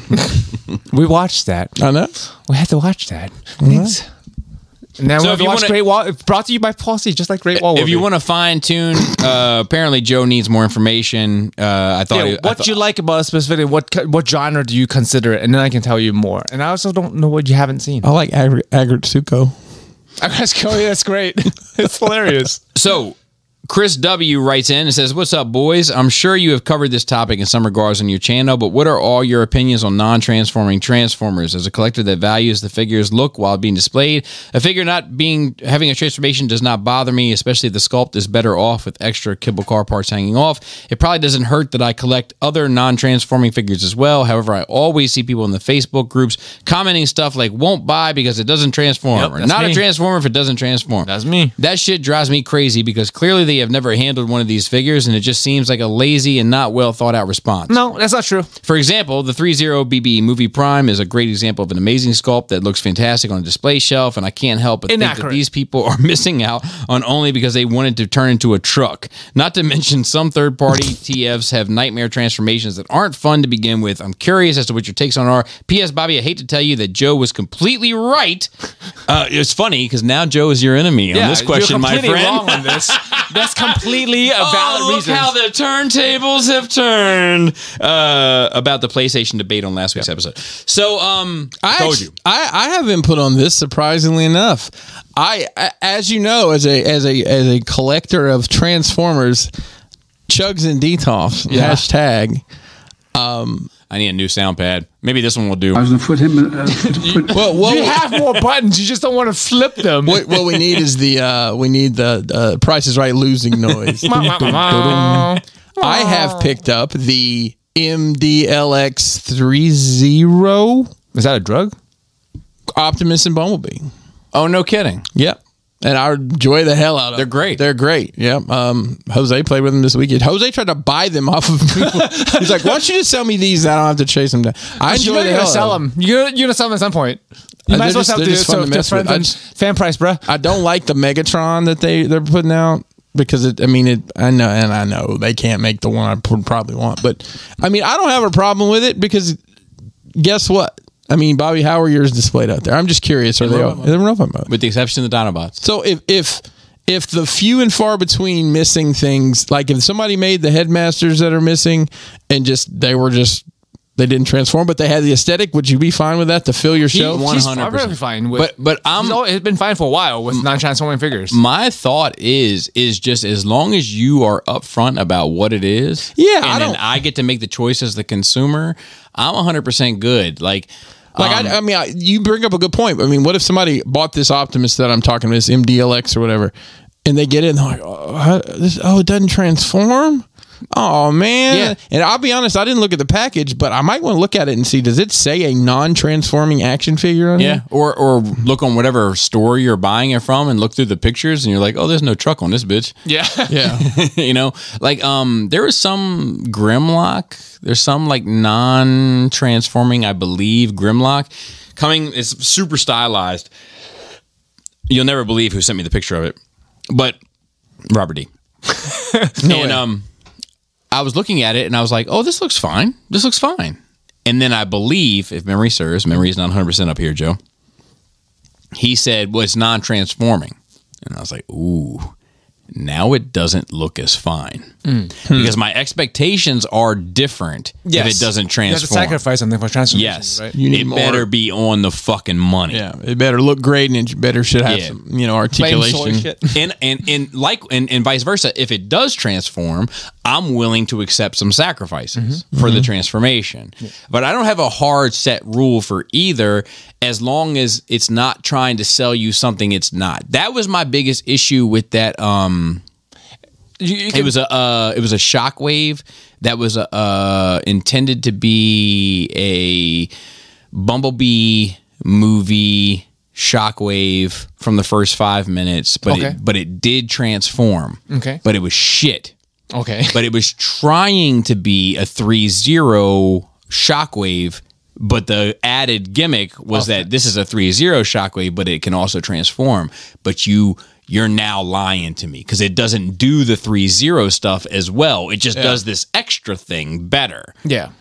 So it's as long as it's trying to do what it's trying to do and it's not trying to be deceitful about it, I'm good. Yeah, I mean, I feel like when it comes to higher end toys or collectibles, whatever. Like people who buys this stuff usually should know or should research, so there shouldn't be a problem. It's really back in the day when things like this are on the toy shelf and parents buy it not knowing because they're a transformer and they must transform. I agree. But to me, I have no use for a fucking transformer. They don't transform. It's integral to their lore, integral to what they are. It's in the fucking name.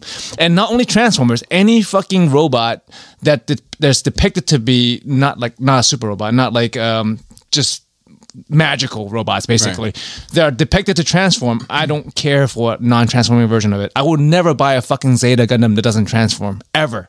Right. I mean, that's a personal stance. And I don't find that to be... I don't know. The way he put it, it seems like it's dumb to want it to transform. And to me, it's integral. And it's not it's not asking for too much to want something to be shown as depicted the way it's supposed to be done. So that's an interesting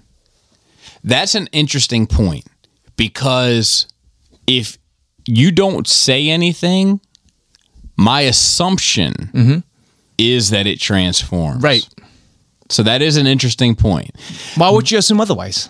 Yeah, like because it is integral to the brand. So I do agree with you.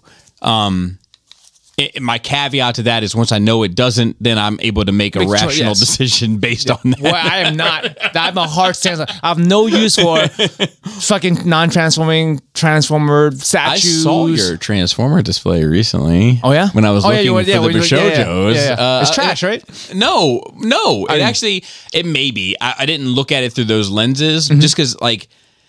It made my heart 3 times bigger that day. Just seeing them. I was like, look at what he's doing. He's doing a little thing in here. I care about the ones I got. I just don't. And it's not that I don't want to buy anymore. It's just they're not selling me what I want to buy. Yeah. But like I said, it's not just a Transformers thing to me. It's a robot thing to me in general. So and just real quick, I flipped through the listing for that Prime that on Sideshow, and I see nothing that says it does not transform. But once again, I think they're leaning on consumer intelligence, which is a horrible idea. So we got a last question from a new person. Oh, wow! Fighting Rabbit. Wow. Is that 3 questions? Monty Python? What's up, wizards? Yes. Oh, geez. Love listening to you guys. And last week, it was great to hear from the Holy Trinity of NRR. Oh, man, look at this. Which one is the Father? Which one's I've got to be the Holy Ghost out of this shit. That's some Alabama. You're the Father. No, that's how some Alabama shit. The Holy Ghost, snakes and shit. I don't. Oh, that's. I am only a son. I'm not a father. So see, I feel like I'm the son. No, Bobby's got to be the father. Yeah, I'm the father. I feel like you're too tall to be the son, bro. That's why I got to be the Holy Ghost, man. I'm like Khonshu. Love listening to you guys. Oh yeah, okay. Question number 1: do you think the pandemic supercharged collecting since so many people had nowhere to go and some disposable income? And now they're regretting it and trying to sell their shit. Yeah. Yes. That PPP loan didn't work out the way you thought it would, did it? So I mean, it's easy to see that just action figure collecting and like sports cards and Pokemon cards. Yeah, the cards are fucking. It's easy to collect cards. So slab comics is any. I mean, even outside of the pop culture shit, any little like limited release shit that's collectible, people have gone through the roof with that. I mean, there's lots of people that really nice diorama collections that they put together over the past couple of years. Yeah, really like a skyrocketed display and diorama interest. I will say, I think that in 10 to 20 years from now, when people look back on 2 components to collecting during this era, COVID. I just had a cough. Wow. Oh boy. COVID and the death of Toys R Us. They had major impact that can't even be quantified quite yet. Yeah. Like that Toys R Us shit. Like, isn't it coming back? Yeah, but only in like Macy's stores. Listen, it's in Macy's. And you ever been in Kohl's? Kohl's has a toy section. Yeah. Okay, so basically, it's only stuff that grandmas buy for kids that it's like, it's an Avengers water gun. Thanks. Well, to be fair, right? I have been to some TJ Maxx's and Kohl's, right? And I have bought things in there the way my mom buys things. She's really good at it. Find really good designer stuff that happens to end up there, right? Yeah. And I got a leader class Optimus Prime for like $15. Okay, well, it's not like that. That's I know. I'm saying like clearance stuff, but I've seen good things there, but it would be the like point they is don't that have it won't have the same Yeah, no, it's impact. not They don't, right, and they don't have the classified GI Joes. They've got that $10 GI Joe, stuff like that. But I think that like just if you look at the way that Hasbro has handled like the kind of like it's Transformer Thursday. Whatever the fuck. I watched that today. Which is fine, but I'm just saying the way that they've had to kind of change how they market and exactly, and like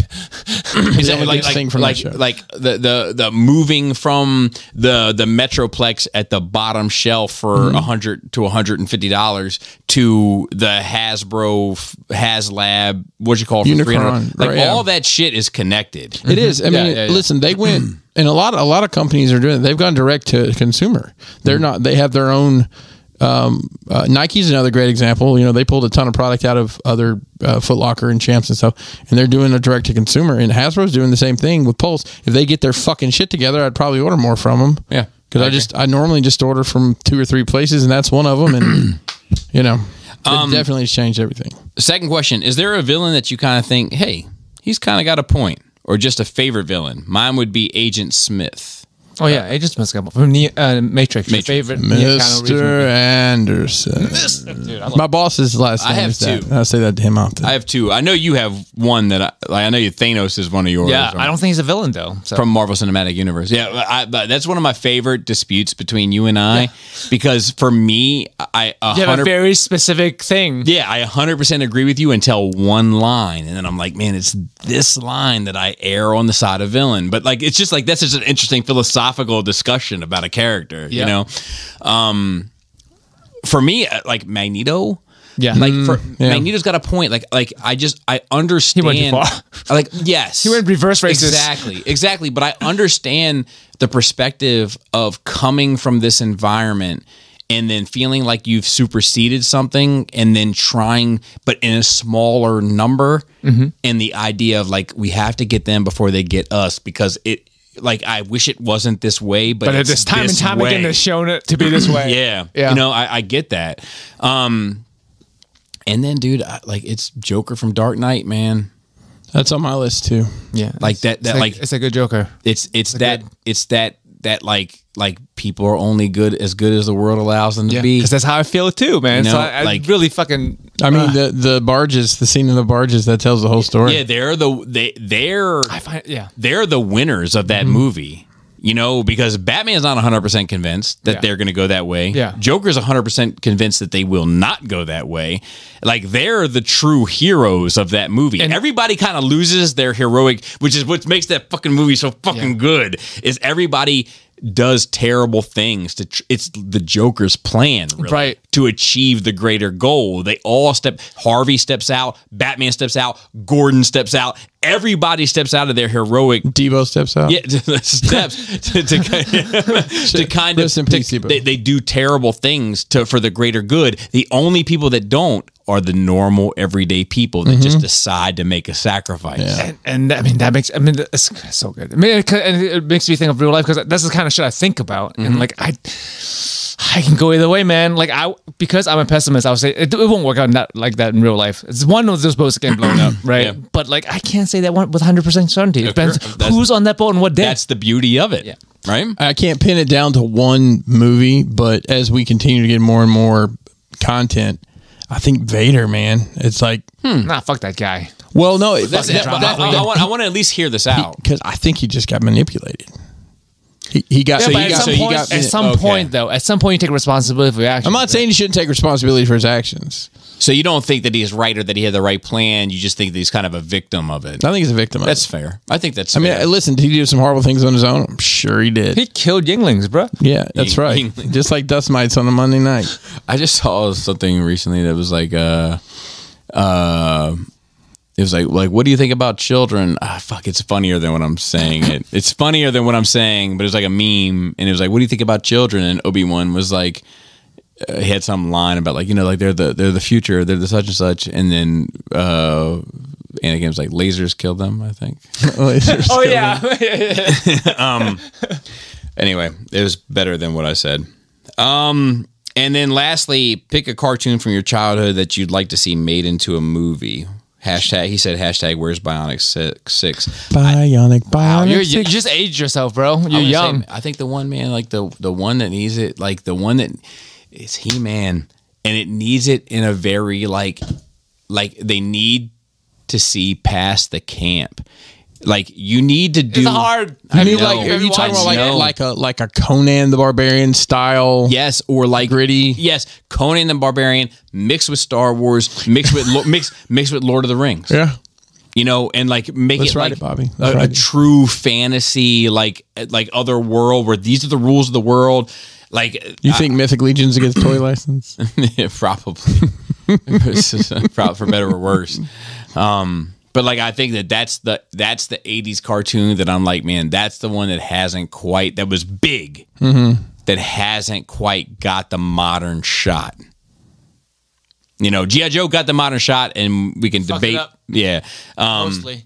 Transformers got the modern shot. It did it okay, and then fucked it up. Yeah, and then who's like Dino Sausage? if those.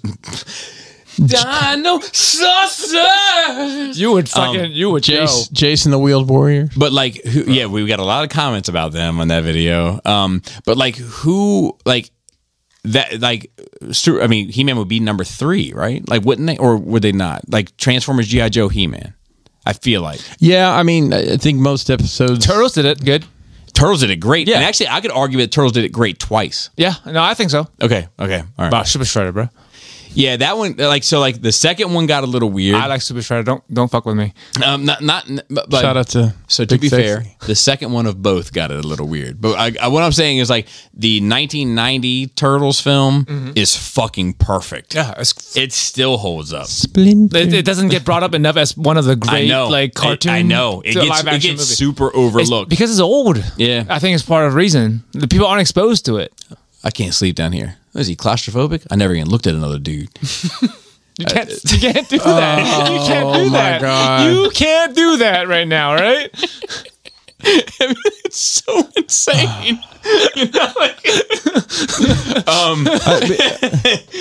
Me and Mason were going back and forth the other day, and he said something about pescatarian. I was like, I don't have seizures. What are you talking about?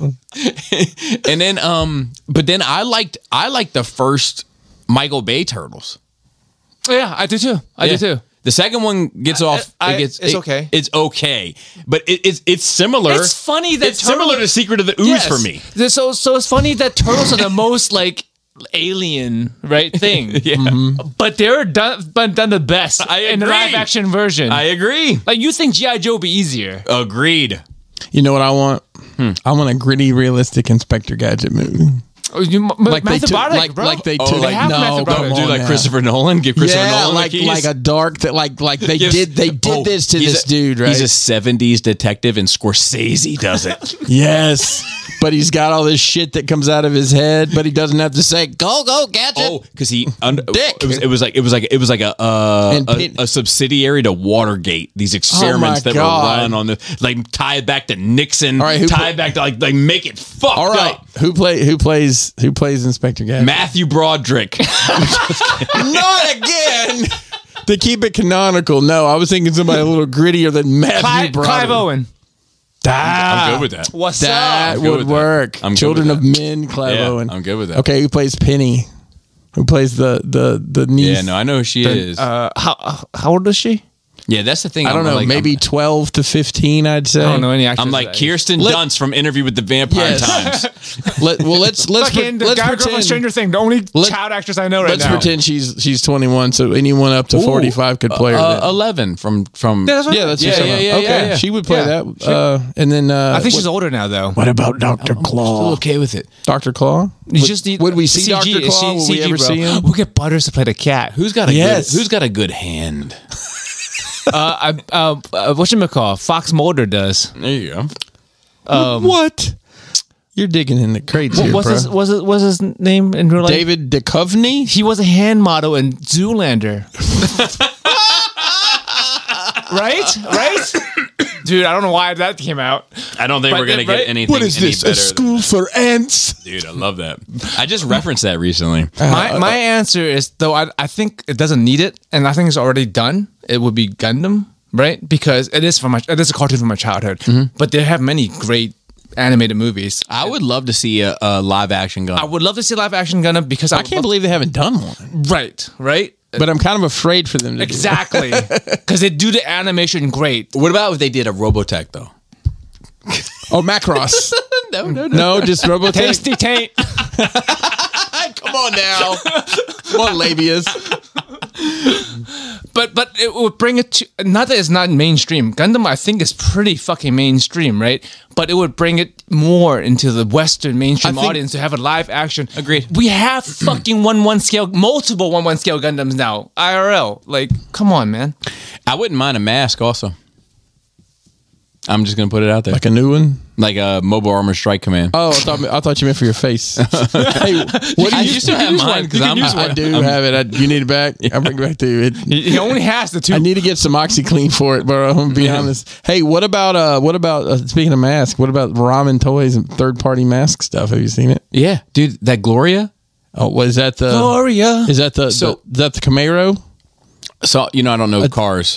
Does it look like it'd be parked in front of a single wide trailer? Is it the main guys? No, with wings. That's all. No, not that that what one. they show? Not that one. They have shown that one. Okay. Well, the thing is, Gloria was the female on the good guy team, and she had a white vehicle that was like aquatic, like it transformed into something aquatic. Sounds fishy. Yeah. I got something fucked up to say.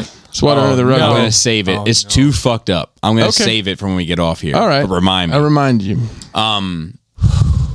But they never made her like in the old school line. Like they made Vanessa with Mantis, whatever her vehicle was.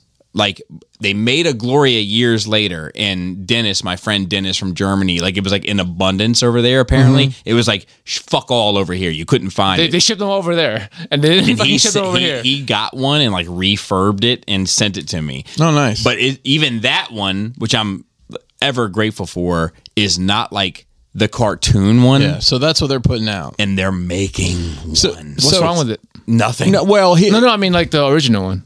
That never. It's just not like accurate. it would be like if they never made a Megatron that turned into a gun, and then so transformation matters. And then right as it was getting ready to go off air, they made a transformation of a Megatron that turned into a tank. Oh yeah. So what I mean, yeah. Oh man, that's just took me a second, but I just fucked my brain just now, bro. Yeah. Yeah, if they're doing stuff to fill holes like that, that's cool. But the one I saw was the Camaro with the gull wing doors, and it's going to be the same. It's like, but I can buy a vintage one. That's the same size? What's the point? I don't know. I guess I'd like to see that stuff. It's just if you don't have it. Yeah, they need to make if you like. But a lot of those, I'll be honest with you. Like I have a lot of those original ones up there. Like it's amazing how well they hold up. Like a lot of the springs still hold up. Like just like they like. It's like Joker told Batman in '89, like they don't make them like they used to. No, they definitely don't. But the Gloria one is like the outstanding one to do because it was never done. Gotcha. So with that, next week I got news for you, listeners. I hope you enjoyed these 2 weeks. It will probably not be the original cast again next week, and we don't know exactly when it's going to realign again, but it will be in September for sure. The stars will align eventually. That being said, shout out to the Cool Table. If you listen to this, as far as I'm concerned, you're part of the Cool Table. And if you have a podcast, you're even cooler. Are you? Maybe. It means everybody's actually, pretty you cool. might be less cool depending on the podcast and depending on you. Fair. And shout out to the rest of the Nerve Rage team. Ricky Tiki Timber, who I do not think gave us a video this week. Wow. We fucking bloody wheels falling off the wagon. You know what I mean? Come on now. You know what I'm going to do? What are you going to do? Dock his pay in half. Demerits. I'm going to dock his pay in half. Let's start demerits again. 50% off his pay for the following week. and 7 demerits. Raul on Instagram, who also hasn't posted anything. He's been going through some shit, but I'm gonna dock his pay too. 50% off now. No. I'm docking pay this week. Everybody's getting 50% off. How many ways can we split $13 anyways? Dante on Facebook and the Velasa Thirster. Yes. Marilyn Phil. Oh, I gotta tell a Marilyn Phil story. So I mentioned I had a gift for Marilyn Phil. I don't know if I told you guys what it was. So when I went to Alabama, you know where I'm from. Yes, you are. We happened to go into a Hardee's restaurant. Well, Hardee's, Ooh. not a lot of Hardee's around here. No. So we went to Hardee's. And I don't know if you know this, but they've had a Jurassic Park promotion lately. They have something called a Primal Burger and a Primal Biscuit. It's like roast beef on a biscuit. Anyways, I walk in and the young lady working has on this beautiful baseball cap with a giant silhouette of a dinosaur on it in a circle, almost like the Jurassic Park logo. And with my delightful Southern charm just dripping off of every pore of my body, I asked the lady that appeared to be the manager, I said, what would I have to do to get me one of those hats? I have a friend that's crazy about dinosaurs. Let me make sure I establish that it is a grown-ass man. And she just kind of sauntered on to the back of the office and brings me a fresh, out-of-the-box Jurassic Park crew hat. It's got the little Hardy star on the back. Wow. And I gave that to Phil, and he immediately went straight to They head. didn't charge you? It went straight to head. No, they gave it to me for free. That's how it works down south, Joe. I couldn't. And Phil now has a new hat, and he looks because you know It's your collector's children edition. know he likes hats. Yes. It's limited. Yes, It's limited edition. Like, how are you going to get one? My kids call him Hat Man. Hat man. Oh, yes.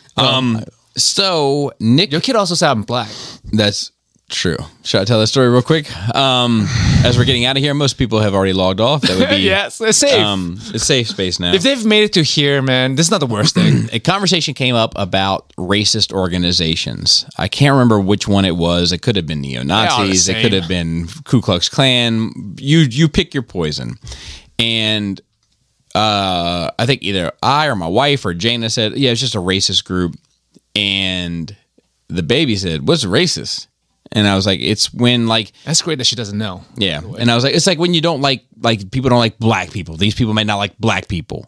And she was like, I love black people. And I was like, oh yeah, who do you love? And she's like, I love Uncle Dante. And I was like, yeah. And she's like, I love Sophie. I was like, who doesn't love Sophie? She's so beautiful with little hair and the curls and all that shit. And she's always smiling. Who doesn't love Sophie? And she's like, and I love Uncle Dolphin. And I was like, Uncle Dolphin's not black. And she said, he darker than us. I'm not even that dark. No, you're not. It's like, I think baby thing is like, is either white or black.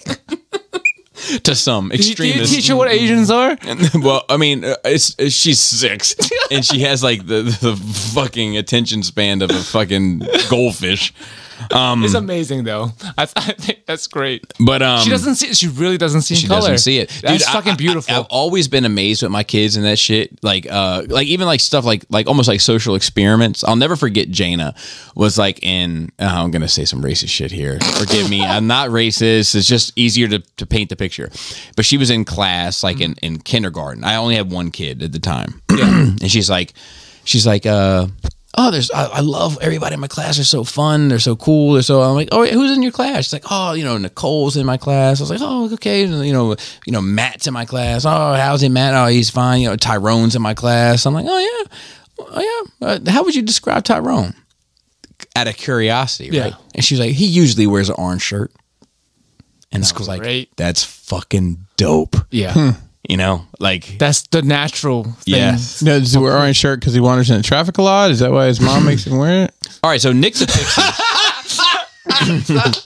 If you want to follow her on Twitter, it's at NICHAMELEON, like Nickamelon. Oh, yeah. She says, you go for your usual hike in the woods and you come across 2 fairies. What do? This Photoshop features one of her other friends and is up on her Patreon now with these She 2. heard her back recently. There are 2 fairies that are in the woods.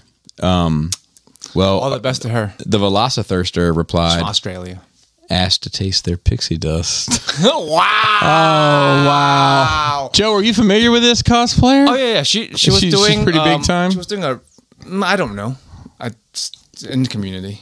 But yeah, she like fell in the river and like smashed her back. What? Are you serious? On a rock and like fractured her spine. Are you serious? But she's recovering. But she's okay. She can still take pictures for Patreon. But she's like very I think maybe she's reposting some older content. Like, well, I can't stand upright, so I'm gonna open OnlyFans. Well, she does a lot of physical things. She like does like ring stuff and gymnastics and pole stuff. So like, it's a big deal that she can't be active. Yeah, absolutely. And if you want to send us a question, you can email us at nerdrageradiomail@gmail.com. And with that, flap labius. Joe tried to steal my shit. Yeah. Tasty taint. Tight dick player. Hell.